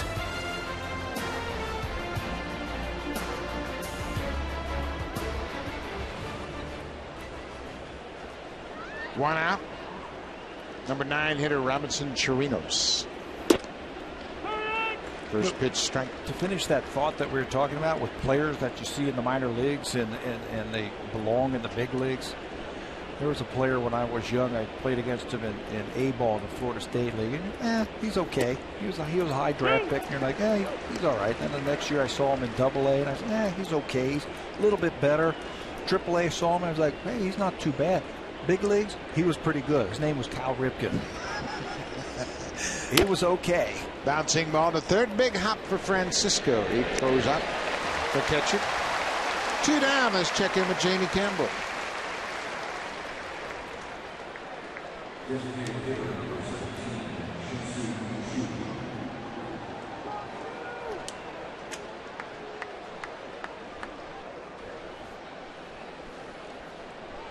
Thank you, Jamie. Brandon McCarthy, newly acquired from the Arizona Diamondbacks, and that pitcher added to shore up their depleted rotation. Leadoff man Sin-Shu Chu. Not trying to one-up you or top your story about Cal Ripken, but George Brett hit .281 in 4 minor league seasons. He was good. He was good. 281 is nothing to sneeze at, but Hall of Famers. Yeah. And you know what? I played with George in Omaha in '73, and he was okay. He hit .284, 8 home runs, 64 RBIs. Yeah. Nothing spectacular. And you said, he's a pretty good player. He's pretty good. He'll play in the major leagues, but something happens when they get to the big leagues. You know what happens? They're better than everybody else. And that's where the value of a scouting eye comes into play. Where you can look at a guy and say, I don't care what his numbers say. He can play. He went around. No, says Bill Wilkie down at third. Now Vivier is involved with the Blue Jays, and he is a veteran eye, and he's been around forever. He was part of the great Dodger organization, the great Montreal Expos organization, and he can look at a player and tell you, partner, he can play. I don't care what he's hitting. Yeah. I don't care what he's walking too many guys. He can play. And I saw George Brett firsthand. He was drafted as a shortstop. And when he played third base, I remember in Omaha, Harry Momberg, the manager at AAA, hitting ground balls every day for an hour. Strike 3, that'll do it. How about Marcus Stroman? 3 up, 3 down after his club scored him 2. We'll go to the 5th. Blue Jays have a 2-0 lead. The cleanup man, Jose Bautista, has walked twice so far. Then the catcher, Deanna Navarro. Colby Erasmus has singled and scored. Jays are up 2-0.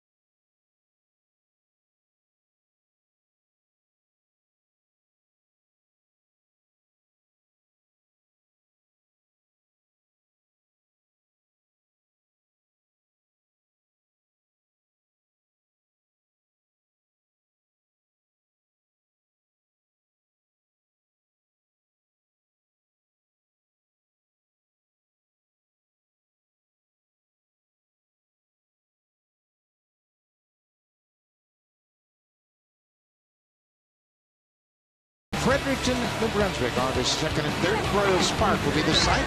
The instructors include Roberto Alomar, Jesse Barfield, Devon White, Dwayne Ward.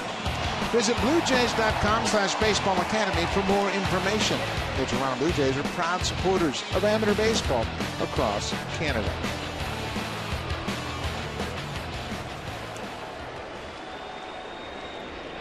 Kobe Lewis to Jose Bautista. He takes a home run cut and gets underneath it and hits it a mile high, but foul.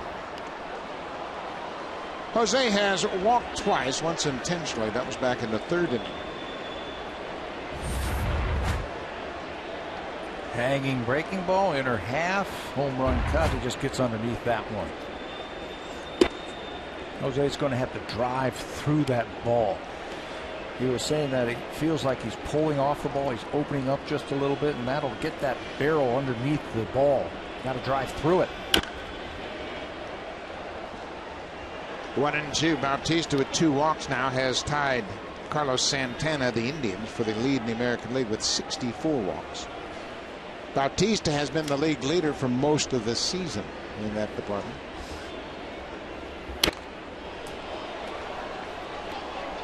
The one thing we forget about baseball, and you and I both understand how it comes and goes, is the timing. You get 600 at bats during the course of a season. You're not going to have your timing for each and every one of them. Remember how concerned everybody was with Edwin Encarnacion in April? Yeah. Boy, he's lost his power. I just don't know if he's going to get it back. Then he tied the American League record for home runs in May. It is funny how well, it's not funny when you're going through it, but how the ebbs and flows and the ups and downs. One day you'll have it, the next time you'll step into that batter's box and you feel like you've never been there in your life. Off the end of the bat, this is popped up behind second. Andrews almost interfered with Odor, who had called for it, and then Andrews recognized that the second baseman was camped underneath it and pulled out of the way. Bautista's retired for the first time this afternoon. Yeah, that one they'll have to get together on. Odor is calling it. Andrews is calling it, and Odor started backing off. Pop-up priority. The shortstop has priority over any infielder. And if the two are converging like that, the shortstop has the priority. It's his ball. He gave up on it after he called for it.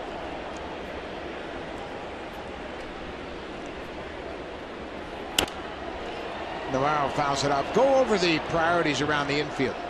Between first and second, who has the pop-up priority? Between first and second, it's the second baseman. Let's start with the catcher. If the corner infielders are coming back, the corner infielders have the priority over the catcher. The middle infielders have the priority over the corner infielders. And the outfielders have the priority over all the infielders. So if you are calling it, there are 2 guys calling it, you know if the shortstop is calling it over the second baseman, it's the shortstop's ball. 0-2. Navarro tried to check in the appeal to Milwaukee, the crew chief. He said no swing. You know, and you need that in baseball because there's plays just like that. They're hit in the no man's land, and you have to know if 2 guys are going over it, who has the priority over that pop-up. Navarro strikes out. 4th strikeout of the afternoon for Kobe Lewis. 2 down here in the 5th. Well, Lewis has enjoyed a much better game this afternoon than he did in his last start. Last time out at home against the Angels, he was charged with 13 runs on 13 hits in just 2+ innings. And only one of those baseballs left the ballpark. Home run. They were hitting everything. And everything they hit was finding a hole against them. Much better this afternoon. Kobe Erasmus has a hit against Lewis. And he's good on the first pitch. 3 of his 13 home runs have come on the first pitch. This time he bunts it up the third base line. Kobe Lewis, not a chance. Kobe Erasmus with a bunt single. He is 2 for 3.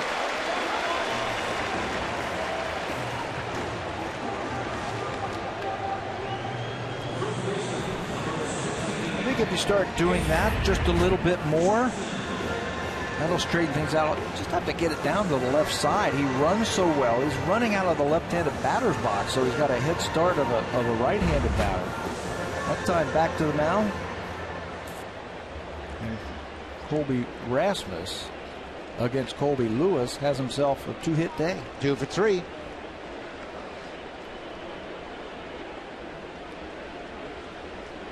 Dan Johnson picked up his first RBI as a Blue Jay. Had an RBI double in the 4th. Drove in the first run of the game. He scored on the RBI single by Kawasaki.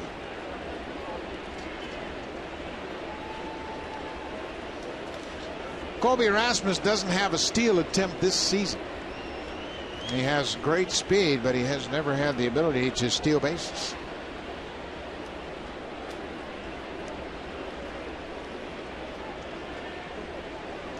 No balls and a strike to Dan Johnson.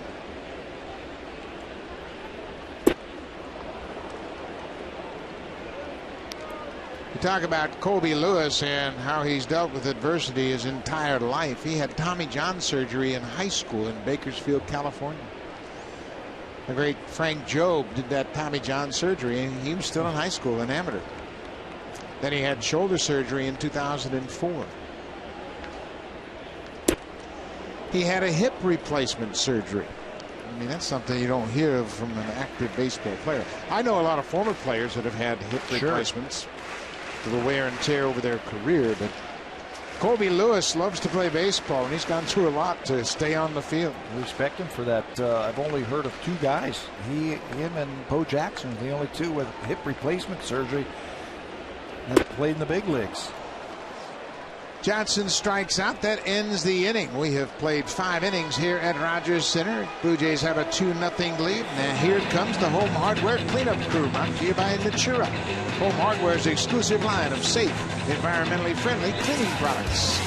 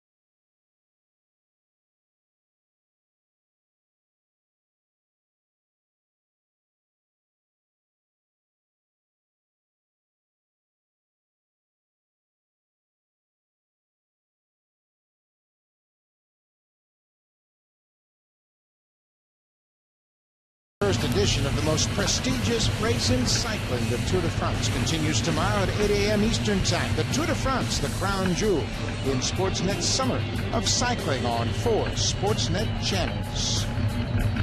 Tour de France heading toward the Champs-Élysées for the finish in Paris, and they're winding down a great event, the month-long cycling tour around Europe.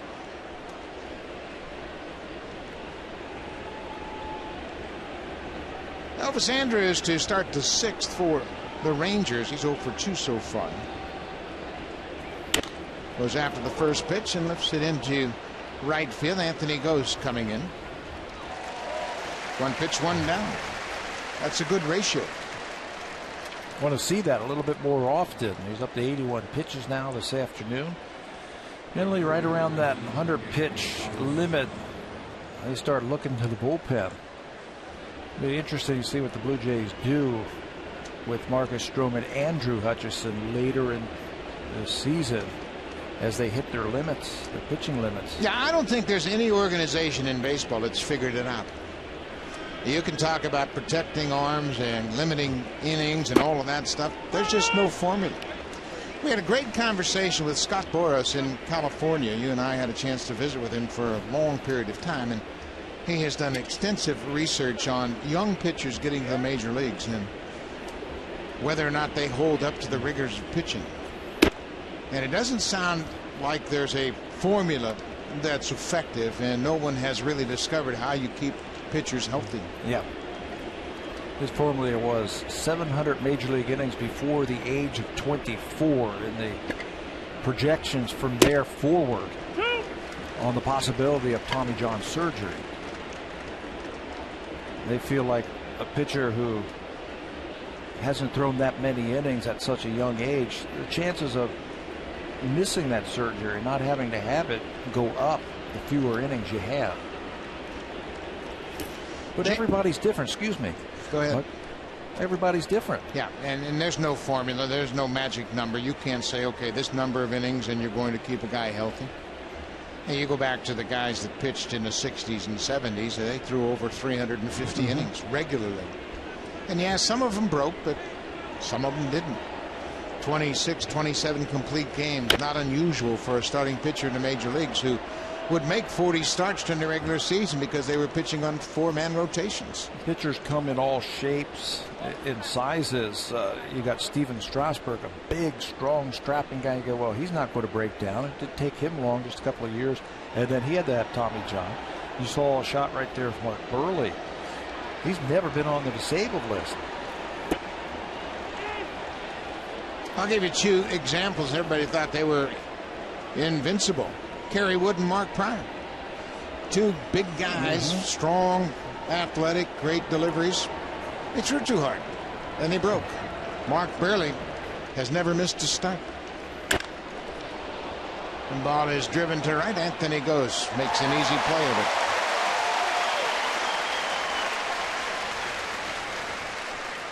The Blue Jays have another prize prospect in the minor leagues in Aaron Sanchez, and another in left-hander Daniel Norris. And Sanchez has just been moved to the bullpen in AAA Buffalo. Many people believe that's preparing him for a promotion to the major leagues, and the fact that he'll pitch out of the bullpen when he makes his major league debut, whenever that might be. They moved him to the bullpen to get him used to pitching out of the pen. That's what they told us. And to limit his innings again because he's such a young player. Put him in the pen for a reason. See what he can do so he can get used to it. There have been many, many great starting pitchers that have come to the major leagues as relievers. And there are great examples throughout the Blue Jays franchise history. And Jimmy Key and Pat Hemken and Al Leiter and David Wells and Tom Stottlemyre. They all began working out of the bullpen. I think the reason that's so effective is because you can control their outings more effectively out of the bullpen. You can choose when to pitch him. You can manage his outings. Things aren't going well, get him out of the game. Get him out of the game. You can choose who he faces. 3 right-handers. Well, this might be easier. 7, 8, 9. Well, let's get him into the big leagues for the first time facing the lower part of the order. Sure. And do it in their low leverage situations where you put him in a perfect situation to succeed. What you're trying to do is build his confidence. 1 ball, 2 strikes to Adrian Beltre. Breaking ball missed downstairs.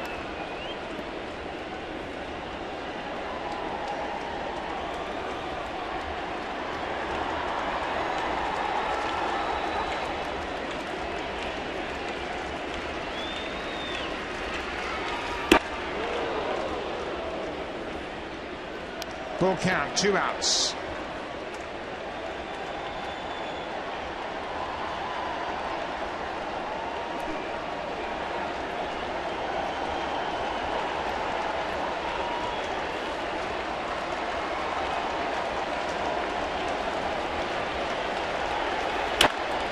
Pulled foul by Beltre. We talk about young pitchers coming to the major leagues. I spoke to Beltre about his debut as a 19-year-old with the Dodgers. He said he was surrounded by some good veterans in Jose Vizcaíno. Raul Mondesi gave him some real good examples of how you should prepare. And this ball is hit deep to left field, but Melky's got room. 3 up, 3 down go the Rangers in the 6th. Marcus Stroman with a 2-0 lead.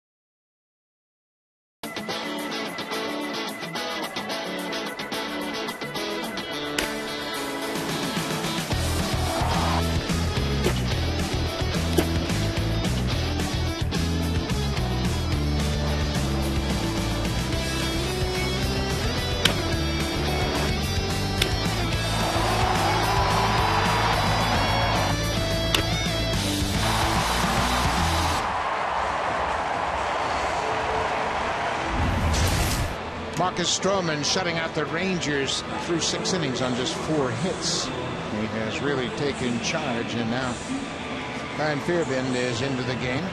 Left-hander, making his first appearance in the big leagues after 19 games in AAA. There are his numbers at Round Rock: 8-5, 454 earned run average. Fastball topped out about 92 or 93. He's got tight curveball, circle changeup. That changeup has some tailing and some sinking action. Doesn't throw real hard, so there's going to be a pinch hitter. Steve Thomason comes on to pinch hit for Juan Francisco. John Gibbons has been consistent in this approach when they make a change to a lefty. Francisco was out. He had a tough day.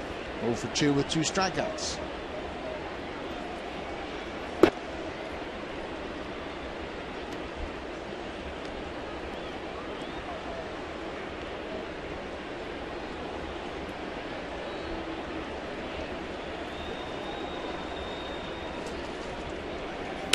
Thomason fouls it off the end of the bat. Blue Jays are up 2-0. They have scored 3 runs or less in 8 of their last 11 games. And that has been the reason that they've lost 9 of their last 11. Just haven't scored any runs. Pulled foul by Thomason. Thomason is 3 for 12 as a pinch hitter. He's hit a pinch hit home run this season. Needs some new lumber as he broke his back.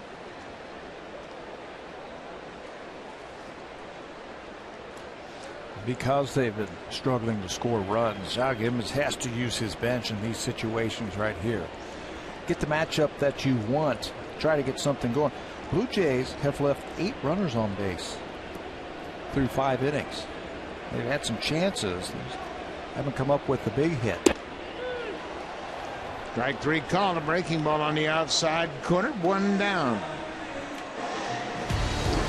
This copyrighted telecast is presented by authority of the Rogers Blue Jays Baseball Partnership and may not be reproduced or retransmitted in any form. And the accounts and descriptions of this game may not be disseminated without the express written consent of Rogers Blue Jays Baseball Partnership. Great shot of the outside of Rogers Center. We move indoors. The roof has been closed all afternoon. Anthony Ghost bunts this one to the first base side of the mound, and he's safe. Fairbairn pulled Aaron Seavey off the bag at first. And you got to believe that's going to be a base hit, because it was going to take a extraordinary defensive play to throw out Ghosts. Should be a base hit. Left-hander on the mound. Take it with you. Again, it does not have to be a perfect bunt when you got that kind of speed. The defense rushes just a little bit. Anytime you can involve that pitcher in trying to field the baseball, you got a chance to be on first base. And Ghost is right there. Got to be a bunt hit. And they have charged the pitcher with an error, which I don't agree with. Oh, Anthony Ghost got fooled badly by that pickoff move from Fairbairn. I mean, he was literally at a standstill when Fairbairn threw the ball to first. Well, he moved over towards the bag and then stopped. Watch him. He goes over to first. Now he stops and he looks to home plate. Oh, the ball's right here, picked off. If you're going to go back all the way to the bag. Watch him turn and look toward home as he expected the pitch to be delivered, while Fairbairn threw to first. And there's a base hit by Reyes, and that's going to be cut off by the center fielder. Reyes is headed for second, and he'll get there with a double. Boy, what a big pickoff for the Rangers. Ghost got hung up at first and got picked off. He was on his way back, and that right there just cost the Blue Jays the run, because Reyes comes up and slashes this ball just out of the reach of the second baseman. Nice job by Martin, the center fielder. Cut that ball off and get it back and to hold Jose to a double.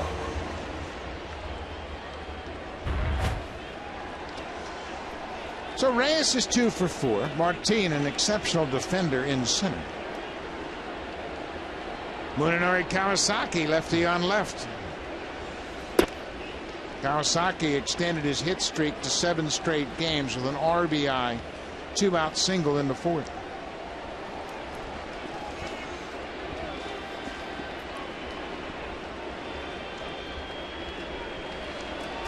Kawasaki has hit .286 against lefty pitching. He's held his own.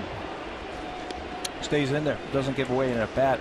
No guarantee that there's a base hit into the outfield that Reyes is going to be able to score, because the left fielder is very, very shallow. So is Martin. Martin has 6 outfield assists, a very good throwing center fielder. So a secondary lead, a big one, is imperative. Kawasaki didn't think so. But he's behind 1 and 2. 2 outs, big insurance run at second for the Blue Jays. Bottom of the 6th, they have a 2-0 lead.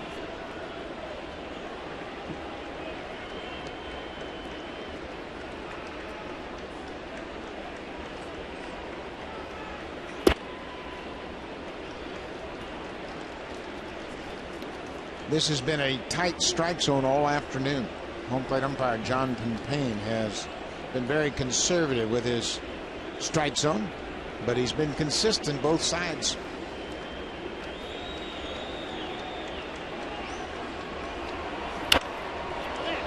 Kawasaki pops it over the Blue Jays dugout, out of play.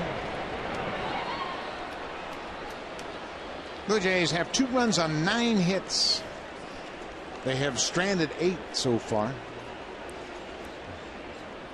They just haven't been able to kick the door wide open. They got the first part down, get them on. Second part is get them in. Kawasaki takes strike 3. They strand another base runner. That'll be 9 left on base. We head to the 7th. Blue Jays have a 2-0 lead over Texas.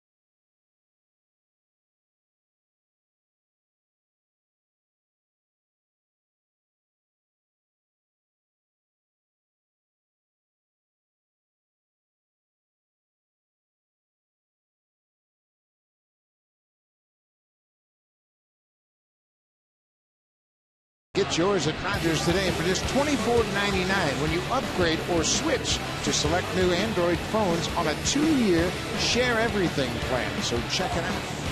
Stop by Rogers today and pick up your Sony Smart Band. Great crowd on hand here at Rogers Center this afternoon. They have been impressed with a terrific starting pitching effort. Anthony Gose has 2 hits today, a couple of bunt singles, but he was picked off first base by Brian Farabin. That may have cost the Blue Jays a run as Reyes doubled. Steve Tallison ended the game as a pinch hitter. He takes over defensively at third base.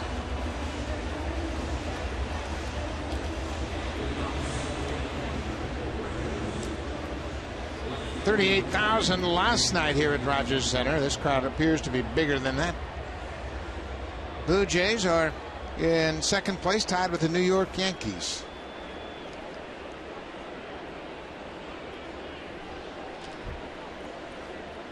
The Yankees are at home and lead Cincinnati 7-1, top of the 7th inning. Left fielder Jake Smolinski leads things off. Smolinski's had a rough start to his day. A couple of strikeouts in his first 2 at-bats, just as he started in last night's game. Struck out the first 2 ABs he had. Then single, and then grounded out. Marcus getting up to that 100 pitch barrier. Now falling behind. Got underneath that pitch. It's 3-0. Brett Cecil has started to warm up.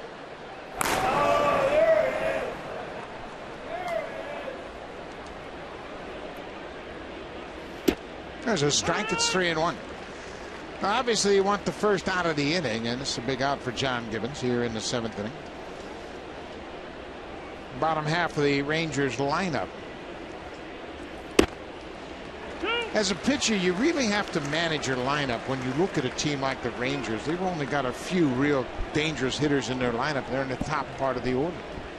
So you should be very aggressive here at the bottom and try to rack up some quick outs. A couple of run lead also.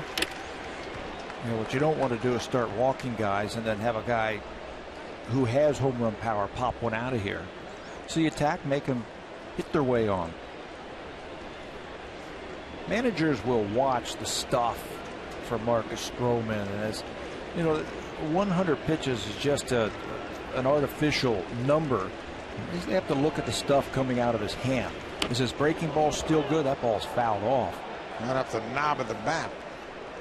Is his command there? Is he still using his legs when he is driving towards home plate? Does the arm start to fall down just a little bit? That one you can see right off the knob of the bat to keep the bat alive. Those are little signs that they will look for. Feels like he's getting tired. Get the bullpen up. This is popped up over near the Rangers dugout. Marcus Stroman was right there and in fact called it, but Yonder Navarro made the catch. Stroman is very athletic. He played second base in college his freshman year. How about the range of Marcus Stroman? You didn't think he wanted to get this out? Watch him on the pitcher's mound. It's like, I got this one. But then Navarro called him off. Remember, we talked about pop-up priority last inning. And right there, if you can keep the pitcher out of it. Nothing against the pitcher. Pitchers are never on anybody's priority list defensively. That's the bottom of the priority. Talk about a guy who can do something, who has some spring in those legs. That was him warming up before he got a baseball, started throwing. Yeah, he's an athlete. There's no question about that. He can do a lot of things. Comes back and gets a first pitch ground ball. Kawasaki throws out Martin. That'll give Stroman a chance to catch his breath. Easy out. Out number 2.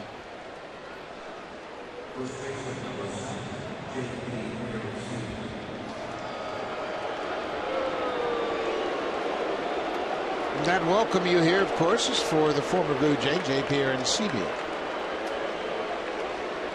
J.P. spent just over 3 seasons with the Blue Jays. Former #1 pick.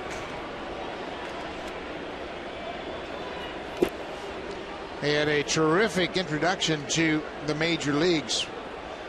When he first came up, had a 2-home run, 5 RBI game against the Tampa Bay Rays. 38 career home runs here at Rogers Center, including that home run he hit last night. But also 186 strikeouts.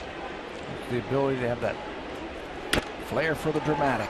This is popped up. Kawasaki, the second baseman, moves under. Good job by Marcus Stroman. 7 strong innings by Stroman. He retires the side in order. We'll head to the bottom of the 7th.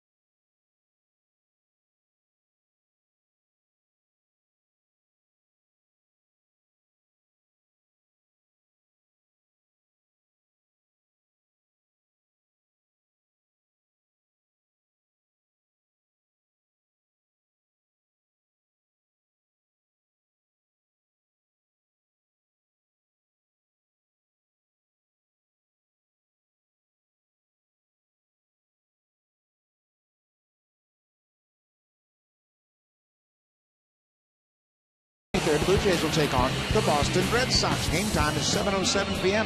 The first 20,000 fans into Raptor Center will receive a Blue Jays downloadable music card. Call the Blue Jays for tickets at 416-341-1234 or log online at BlueJays.com. Come on down Wednesday, July 23rd to the Blue Jays Music Night. Melky Cabrera takes a first pitch curveball from Ryan Fairbairn. Melky's 2 for 3 so far.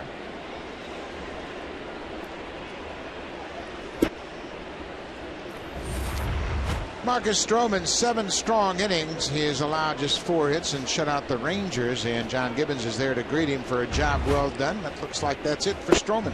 Yeah, what a job. This afternoon, 7 innings. That 1 extra innings.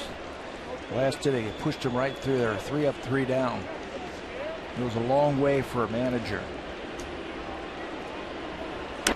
Not a manager in baseball that wouldn't want 21 outs from his starter every single night. You'd give me that, and I'll take my chances. Makes it so much easier on the bullpen. Not just for today, if they can hold the lead, but for tomorrow also, in case they need the bullpen. Breaking ball. Melky Cabrera has a 3-hit game. Boy, he waited back nicely on that slow breaking ball and just stroked it up the middle. Fairbairn has that slow breaking ball. He's pitched in the big leagues before. Last time back in 2008 with the Mariners. So there's some history on him. Melky continues to watch him double clutch and stay back. Curveball, stay back, and stay back. And then the head straight down. Right on that baseball. Number 19 needs to hit it there. He's not homered in 11 straight games. Bautista 0 for 1 with a couple of walks. He hasn't gotten an awful lot to hit. He has lost some of his protection in Laurie and Encarnacion and no Adam Lind. Pete Walker, little debriefing with his starter. That ball is driven to right, deep, and over the head of the right fielder. Off the wall. Melky Cabrera is going to be stopped at third. Dan Robertson played it beautifully off the wall as Bautista is held to a long single. Melky Cabrera read that one off the bat of Bautista. Scorches that pitch that's away from him to right field. Cabrera didn't hesitate. First base. He knew that that ball was going to be over the head of the right fielder, so he was going to try and score it. But this play by Robertson played it beautifully and barehanded it off the wall, got it back to the cutoff bed quickly, and held Melky at third base and held Jose Bautista to a long single. Cabrera and Bautista have been on base 6 of the 8 times they've come to the plate today. And you could argue they're their 2 best hitters, and it's really quite a feat that they were able to grind so much against the Rangers starter Kobe Lewis and now the reliever Fairbairn. Johnny Navarro has gone 0 for 3. Takes a strike. We mentioned a great turnout today. It's another sellout, the 7th sellout of the season. 45,802 for game 2 of this 3-game series.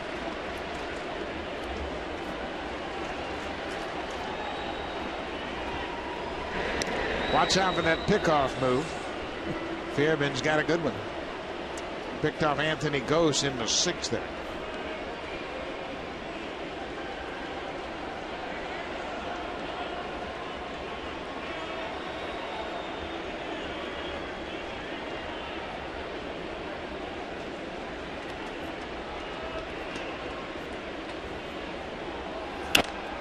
This is popped down the right side. This is trouble if it's fair, and it is a foul ball.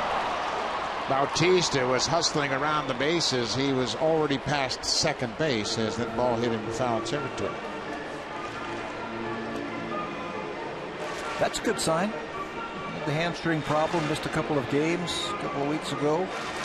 He's now getting back into the outfield. That's good to see him running that hard. Today he's DHing. So they don't have to deal with the outfield.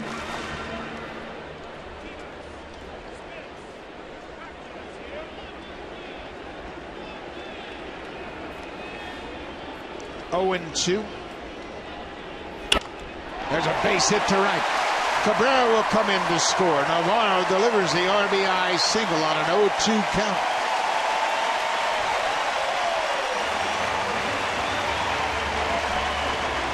Catches way too much to the plate, 0-2. Younger does a good job of not trying to do too much with this. Runner at third base, less than 2 outs. This is a gimme RBI. You just have to have a good approach at the plate. You can see that 2-strike approach. Excellent from Navarro. Short swing, line drive approach, and he gets himself a hit and an RBI. RBI number 38 for the Blue Jays catcher. Melky Cabrera comes in to score. Big run for the Blue Jays. They have not been scoring many runs. Mentioned coming into this game, they've scored 3 runs or less in 8 of their last 11 games. Colby Erasmus has a good day going, 2 for 3 already.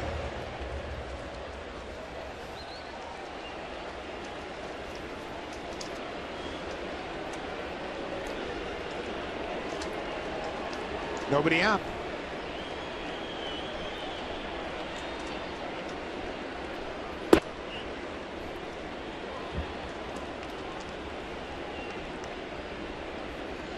Rasmus has never faced Fairbairn.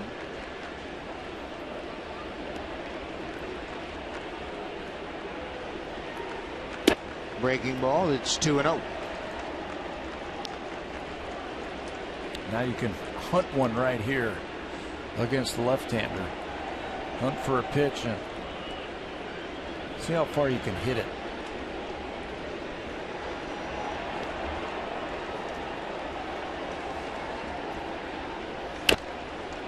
Check swing tapper up the first baseline.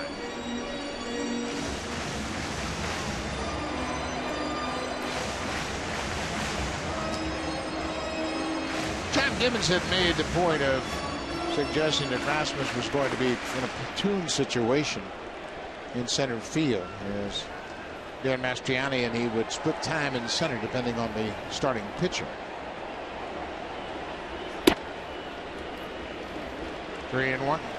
Rasmus coming into this game just 7 for 45 against lefty pitching. That's a 156 average.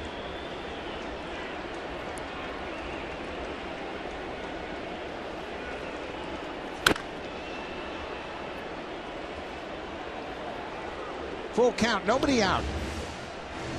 Bautista is at second. He had a ringing single off the wall in right. Yonder Navarro is at first. He had an RBI single to right. 3 straight hits here in the 7th.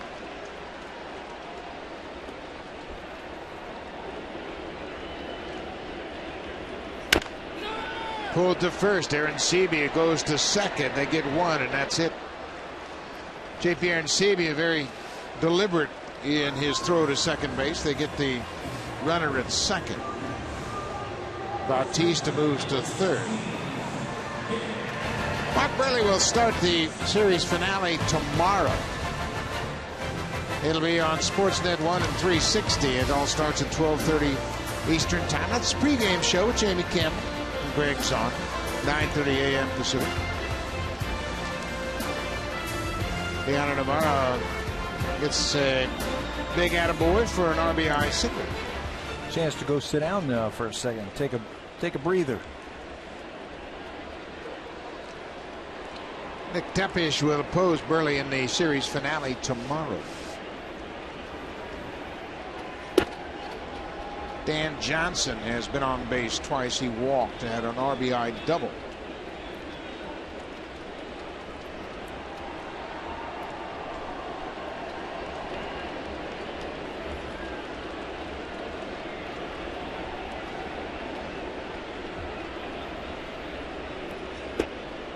Big breaking ball misses. 2-0.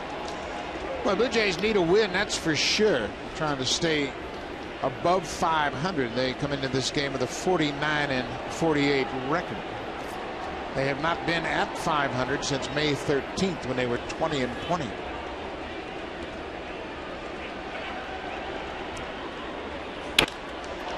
There's a high fly ball. This should score Bautista. Robertson makes the catch. Bautista tags. He'll come in to score. So Dan Johnson picks up his second RBI with a sacrifice fly. Big insurance run here in the 7th. Got to make those adjustments against a left-hander. Looked like he went out there and had a nice little uppercut, pulled the ball, tried to pull it into the air. Gets himself an RBI and an insurance run for the Blue Jays. Bautista singles and scores, and Blue Jays have scored 2 here in the 7th, and that's going to be it for Fairbairn. Juan Washington takes the ball from him. Roman Mendez will come into the ball game when we come back. Steve Tollison, the scheduled hitter, getting an update from the hitting coach, Kevin Seitzer. 4-0 Blue Jays.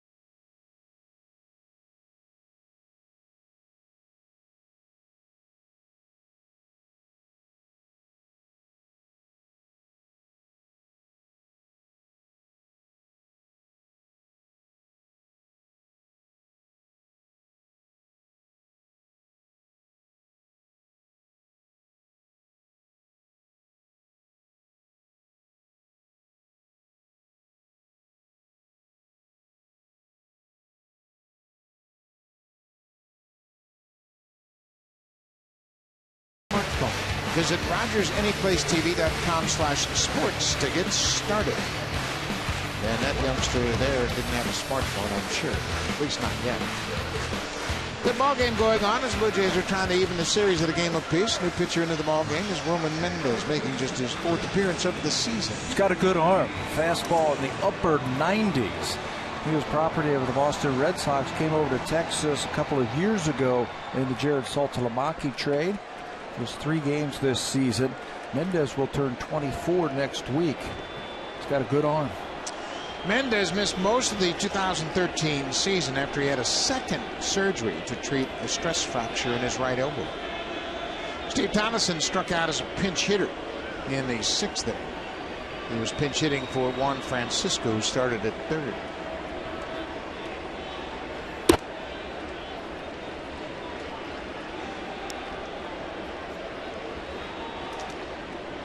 Tollison for the season at .255 average. Colby Erasmus at first with the fielder's choice. Blue Jays have scored 2 runs here in the 7th.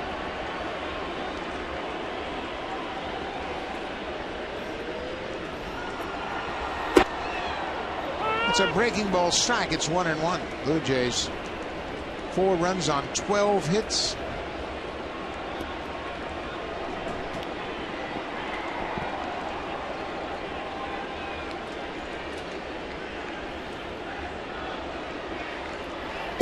There goes the runner. Chirinos' throw is into center.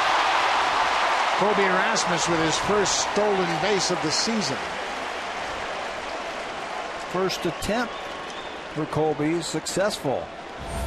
They'll have a clock on Mendez, and it takes a long time. You can see the high leg kick, the slow delivery. Picked on a good pitch, looked like a breaking ball, and he steals it easily. Look at that jump. He's only about 4 or 5 steps from second base when Chirinos gets the ball. The catcher can see that great jump, and he rushed his throw and threw wildly into center. Rasmus had a career high 12 stolen bases for the Cardinals in 2010. He's never really been much of a base stealing threat. Thomason takes it inside. It's 3-1.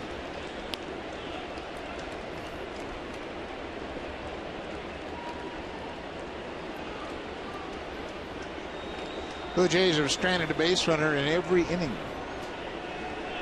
They have stranded 9 so far.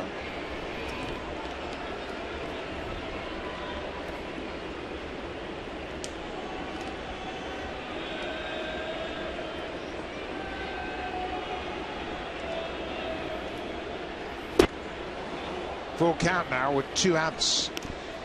The Blue Jays and the Orioles are the only team in the American League East with a plus run differential. The Orioles enter play this afternoon with a plus 25, while the Blue Jays came into this game at plus 15.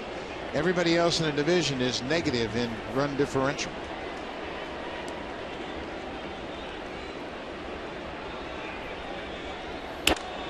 There's a high fly ball to left. Jake Smolinski moves over toward the line, makes the catch. The inning is over. Blue Jays leave another base runner. They've stranded 10 so far, but they have a 4-0 lead. The left-hander Brett Cecil on to protect this lead for Marcus Stroman.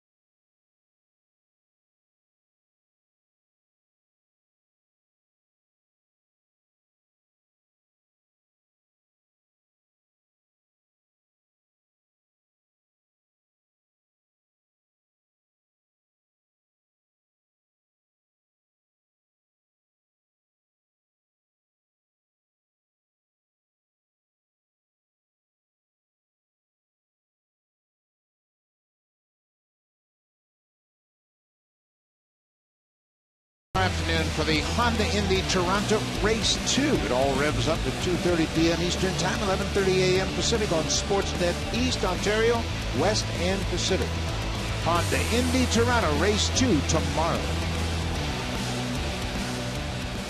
Brett Cecil into the ballgame with a left-handed batter scheduled to begin the 8th inning. There are Cecil's numbers. Last worked last Sunday. This is the first time that he has worked since the All-Star break.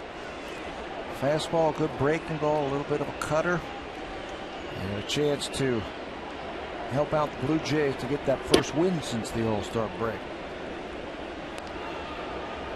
Rougned Odor, the second baseman. Odor has gone 0 for 2. He had a 3-hit night last night. And as a young player, he has had trouble versus left-handed pitching this year. He's a straight left-handed hitter, hitting just 180 versus a left-hander. When you get to the major leagues as a young player, you're going to see left-handed pitching like never before. All the good left-handed pitchers have been rushed to the major leagues. So when you get down into the minor leagues, you rarely see a real tough left-hander. Yeah, you'll run into some every now and then. But if you're a left-handed hitter, you better learn how to hit those left-handed pitchers. You're going to see a lot of them. Really, that's the difference between the minor leagues and the major leagues. Minor leagues, you might see, even in AAA, 2, maybe 3 pitchers who are major league, and the rest of them are just average. When you get up here, you got a whole staff, 12 pitchers who can get you out. We have seen that played out over the last several years when you see young players, not only with the Blue Jays, but around baseball, come up and have gaudy batting averages in AAA, and then you watch them hit for a couple of weeks, you go, wow, AAA pitching isn't very good. No, you say, wow, give me a bat. Oh, I never said that. So Cecil walks the first man he faces here in the 8th. Marcus Stroman was terrific in his first start of the second half. His 9th start of the season, he put up impressive numbers. 7 innings, 4 hits. He retired the last 12 batters he faced. Last time he gave up a base runner was the Beltre base hit of the 4th inning. Chipped in with 5 strikeouts and no walks. That is interesting because the strike zone to us seems very small today. Marcus didn't walk anybody. You mentioned the point how Stroman's ability to make adjustments midstream. He did that today with the conservative strike zone. Oftentimes pitchers will come back, and I can speak from experience complaining about the strike zone. Marcus Stroman just made adjustments. Just made adjustments and made outs. How many times did you see guys complain about the strike zone and it just took them right out of their game? Robinson Chirinos has grounded out twice. This time he breaks his bat. He's going to get a base hit. Hit that off the end of the bat, loops it into left field. So the first 2 reach against Brett Cecil here in the 8th. Now you got to deal with the toughest part of the Ranger lineup, back to the top of the order. Well, that's why you really have to manage your lineup. You're down at the bottom of the part of the order, and you can't walk the 8th guy to start the inning. Because something like this might happen. It looked like a pretty good pitch from Brett Cecil. Down and away, but Chirinos gets enough of it and gets it into the outfield. They turn the lineup over after the first 2 get on. John Gibbons got a great start from his young starter Marcus Stroman. He has dropped his season ERA to 3.58. He has dropped his home ERA here at Rogers Center over the course of 6 home starts to 1.82. He likes his new home.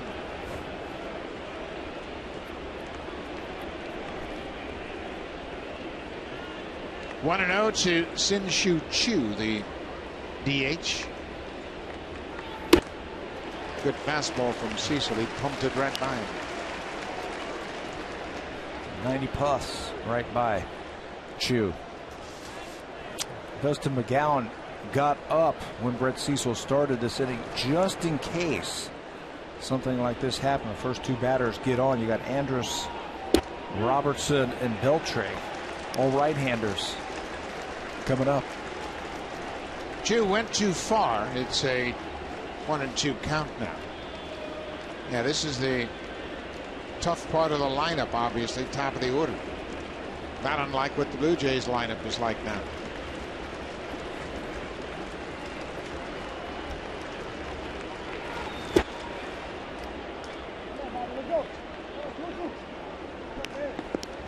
Blue Jays have a 4-0 lead.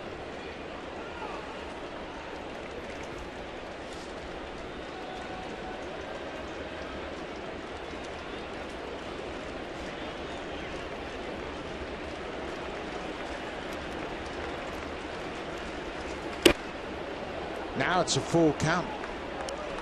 Elvis Andrus is on deck.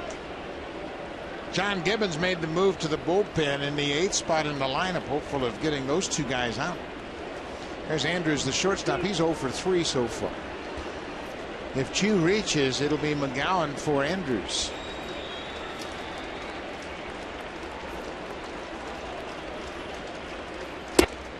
Strike 3 called. Chu caught looking at a fastball. He strikes out for a second time this afternoon. In between, he was looking for the breaking ball, and this is a fastball, 96 right there.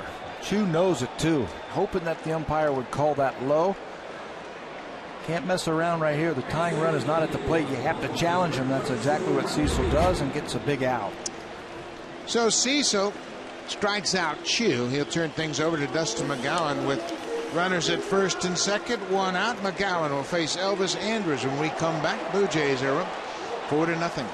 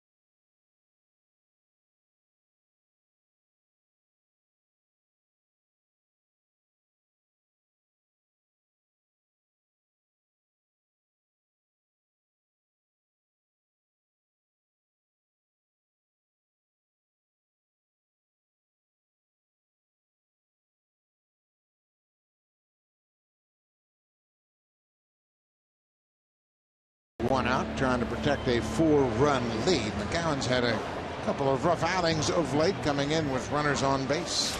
Pitched in yesterday's game, an inning, gave up a double. There are the numbers for Dustin in 31 games this year. 4-3, 421 earned run average. Right-handers hitting 244. He's in the game because of these right-handers.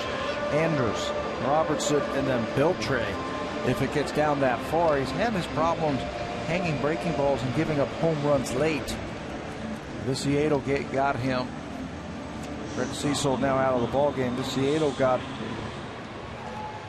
Dustin McGowan. I believe that was a Marcus Stroman game also. So Elvis Andrus 0 for 3 so far in this game. McGowan has allowed just 17% of his inherited runners to score. 4 of 17 have come in to score. 1 out.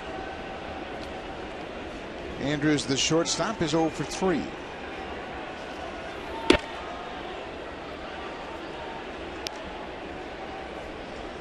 Dustin McGowan's got great stuff. Fastball, slider, that should be plenty for him to work out of the bullpen. Yeah, that one was right in on the hands of Andrus. He also gave a 3-run home run to Sean Rodriguez in Tampa after a couple of walks. That also was on a breaking ball. There's a base hit through the left side. Odor's around third. He's going to score as Andrus gets his first hit of the afternoon, and that run will be charged to Brett Cecil. That leadoff walk coming around quickly to score. Fastball up right here, and Andrus picks up his first hit of the afternoon. He's going to score Odor. Blue Jays have had their problems this year in the 8th inning, finding a reliable setup man in front of Casey Janssen.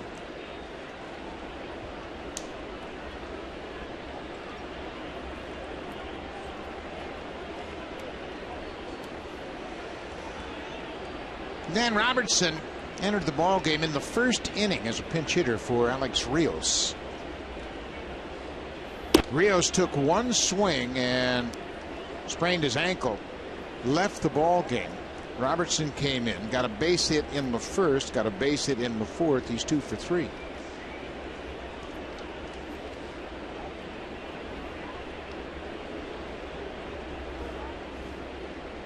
One out, a run in. Pulled foul.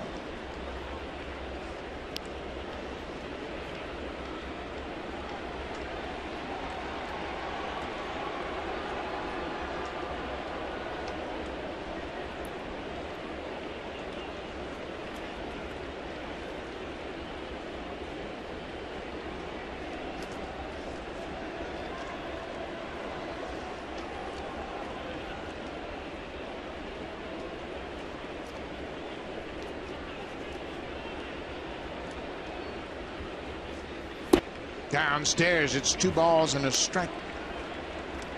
He's got plenty of fastball.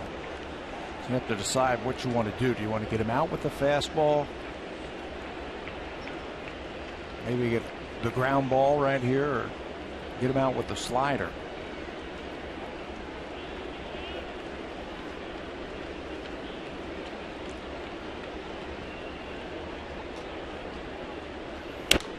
Popped straight back right over our heads into that upper deck, and it bounces back into the lower deck.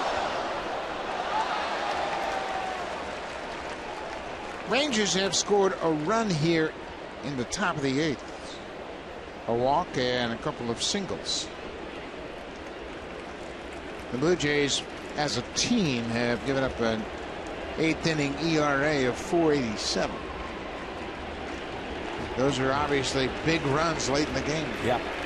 Tough to come back from that.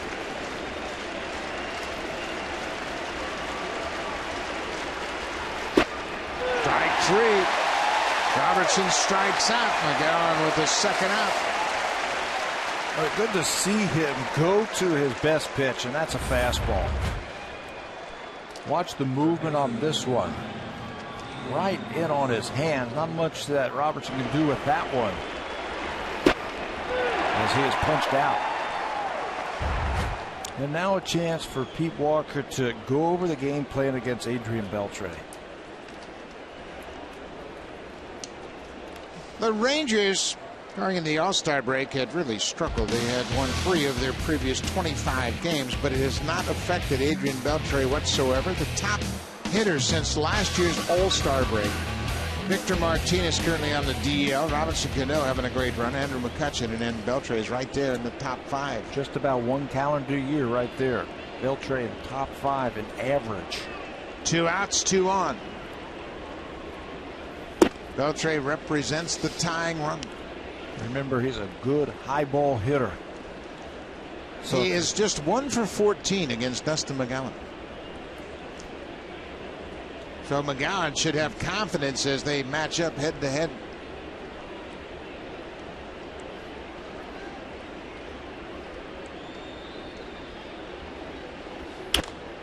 This is popped up over near the seats, and that's going to drift out of play. Dan Johnson got over there quickly just in case it stayed playable.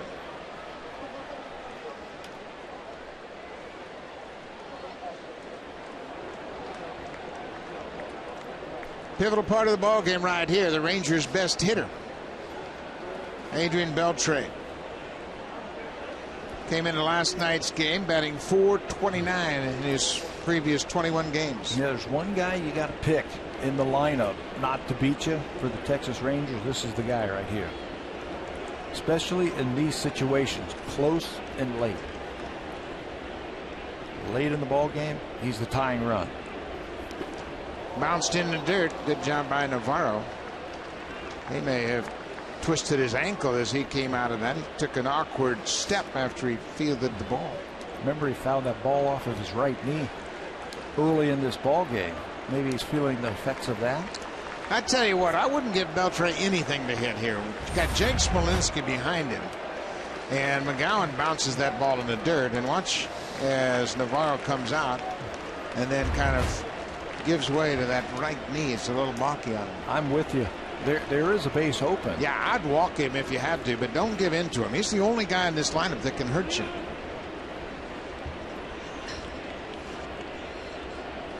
Navarro's got to understand that. All you got to do is look on deck. Mm-hmm.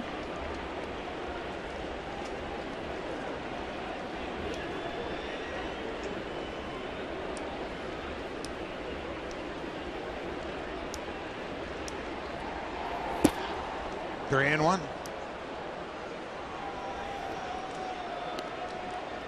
Keep that approach. Remember that old saying you used to hear from the dugout? If you walk him, you'll know where he's at. He'll be at first. And that's okay.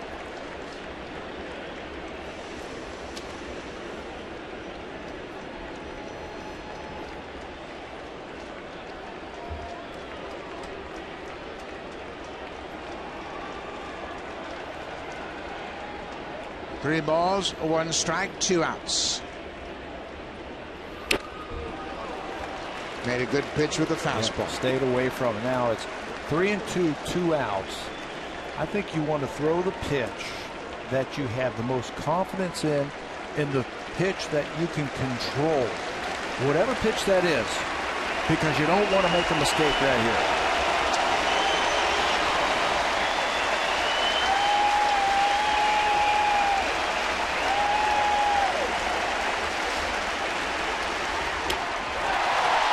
Strikeout. That ball goes back to the wall, and the throw to first is not in time. The runners move up. The bases are loaded. The ball sailed up and away. Beltre swung at ball 4, no question about it. So McGowan doesn't let Beltre hurt him. That's the first step. Ball had some kind of movement on it.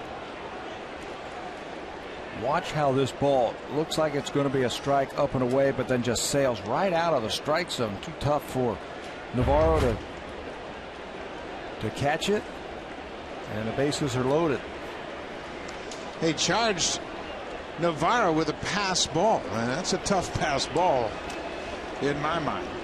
Nonetheless, the bases are loaded, 2 outs. Jake Smolinski 0 for 3.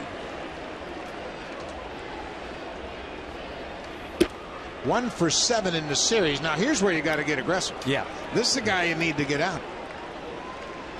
Discount that batting average. Leonis Martin is on deck. You can afford to pitch around Beltre, if you will, with a base open. This is the guy you want to get after right here.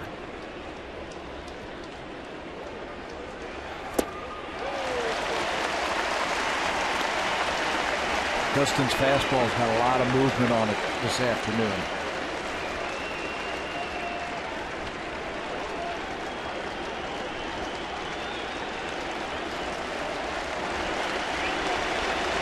Full house here at Rogers Center. Bases loaded. 2 outs.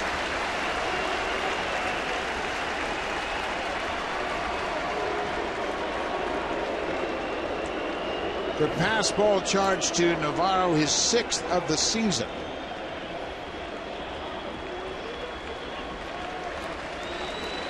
Beltre with the strikeout and reached on the pass ball. He ran around. Look at that movement at 97. That's his fastball. It's cutting and sinking. Watch this ball move into check swing.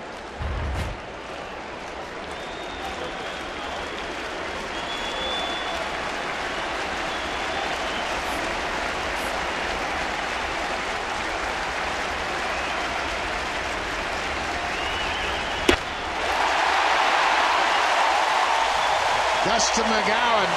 Strikes out the side, leaves the bases loaded, and the Blue Jays hold on to their lead. 4-1 Jays. We head to the bottom of the 8th. Now it's time for Blue Jays Central Update. Here's Jamie Campbell and Greg Zahn.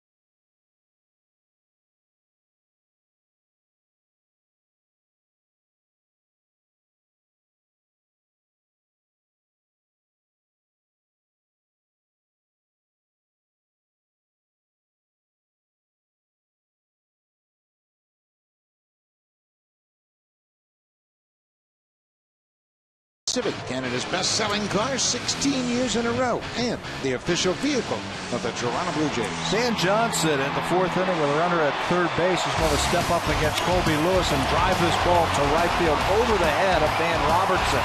It's his 2nd hit as a Blue Jay and his first RBI as a Blue Jay. The drive of the game brought to you by Dan Johnson with that double to right field. Johnson would add a 2nd RBI with a sac fly in the 7th, and he's had a good day. And many of the people here have had a good time. 45,802 in attendance. The 7th sellout crowd of the season for the Blue Jays. Dan Johnson making a contribution. The Buffalo Bisons have represented themselves very well. Yeah, they really have. John Givens has talked about that over the last week or so, about the players getting an opportunity at the big league level because of injuries or poor performance. This is their opportunity to see what they can do. You never know when you're going to be called upon to make a contribution. Anthony Gose has been back and forth several times between AAA and the big leagues. Anthony's had 2 bunt singles today.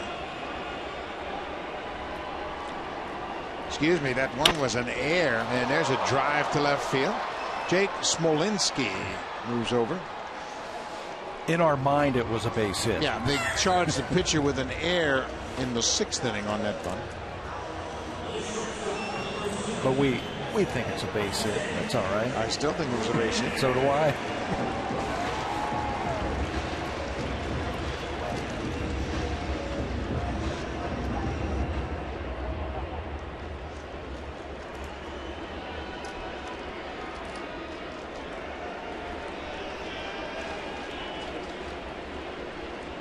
Jose Reyes has had 2 hits this afternoon. He's gone 2 for 4.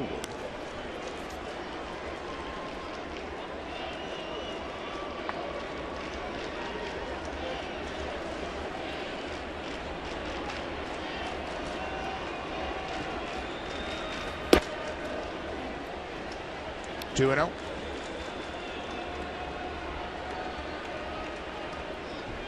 Roman Mendez is the pitcher. Mentioned he had a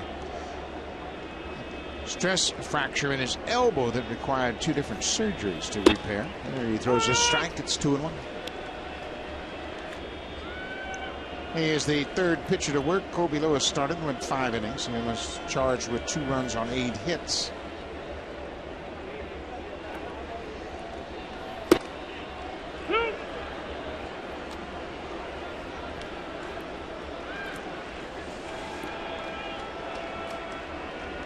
Casey Jansen hasn't thrown a pitch down in the bullpen as we're in the bottom of the 8th. It's a 3-run game, obviously a save situation. But he has not thrown a pitch. Luke was up and throwing nor does it look like he's getting ready. He's not close to thinking about pitching. He would be up and throwing right now. That's curious. We have not been informed of any injury situation, and obviously just coming out of the All-Star break, you'd think everything would be fine, but for some reason Casey Janssen is not getting ready for the 9th inning. Bouncing ball, big hop for Odor. He throws out Reyes. 2 down.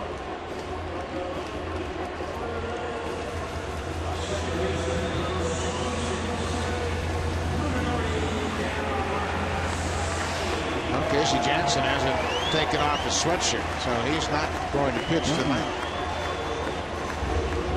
The Blue Jays had 4 strikeouts in the top of the 8th inning. Beltre struck out and reached on a pass ball. Cecil had a strikeout. He struck out Chu before he left. Timeout, bird crossing. Taking his time too, isn't he? You know you can fly. It's a lot faster than walking. Why doesn't somebody run up there and shoo him away? He's going to throw the rosin bag at him. Go ahead. There we go. Well, remember last time a ball player messed with the bird in Toronto, it was really a problem. You got to go back to Dave Winfield when he was in the Yankees. So the birds know they're a protected species here as far as a baseball game goes. They can do whatever they want. Whatever they want. And they've got Dave Winfield to stand behind them. Munenori Kawasaki. He had an RBI single in the 4th. He drove in the 2nd run of the ball game. This is a big hit. Came with 2 outs in the 4th inning.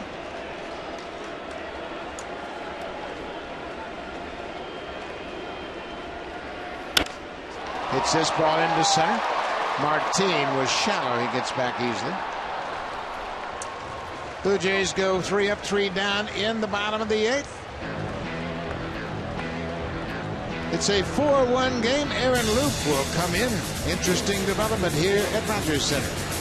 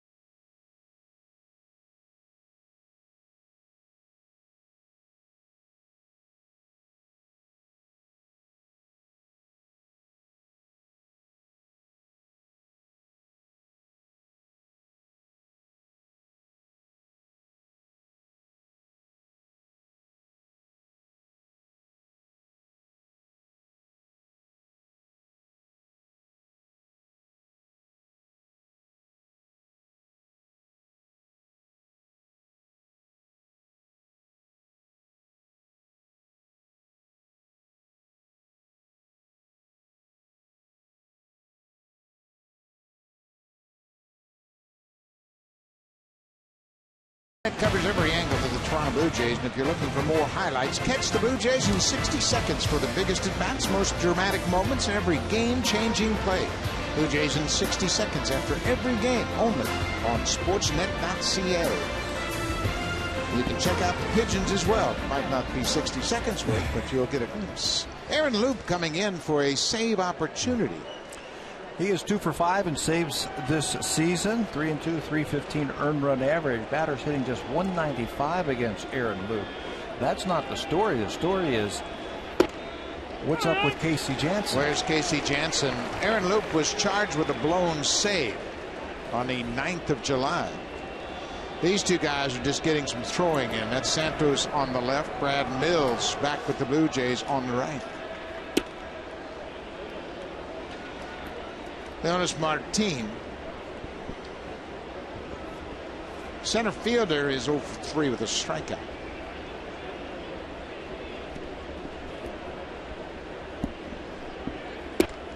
Loop was into the ball game in Anaheim in the Marcus Stroman game. He was charged with a blown save and picked up his second loss of the season. That was the third and final game of the Angels series on Wednesday afternoon before the All-Star break.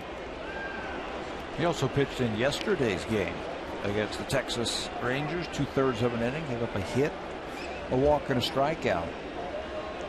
Gave up a double to Elvis Andrus. He struck out Sin-Shu Chu. And that's a leadoff walk.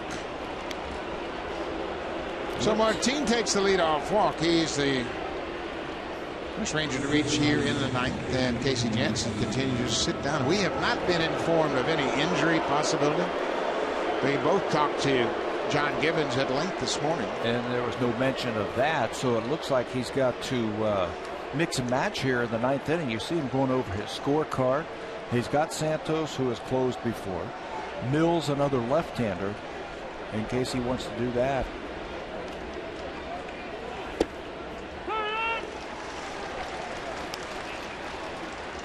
Casey Janssen has not pitched since the final day before the All-Star break. He pitched on Sunday down in Tampa Bay. Threw 12 pitches and had a clean inning.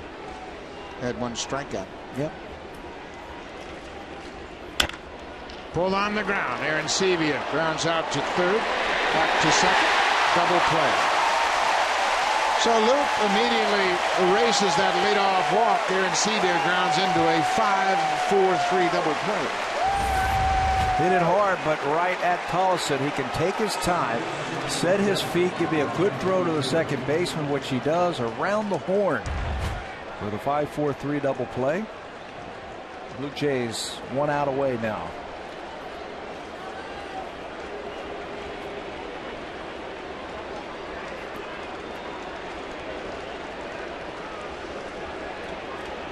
Rougned Odor 0 for 2 with a walk.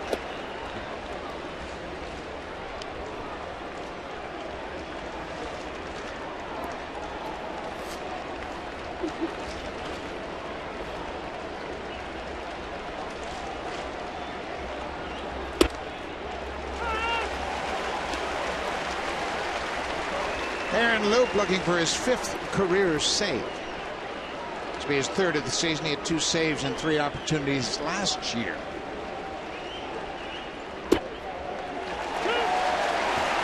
One strike away.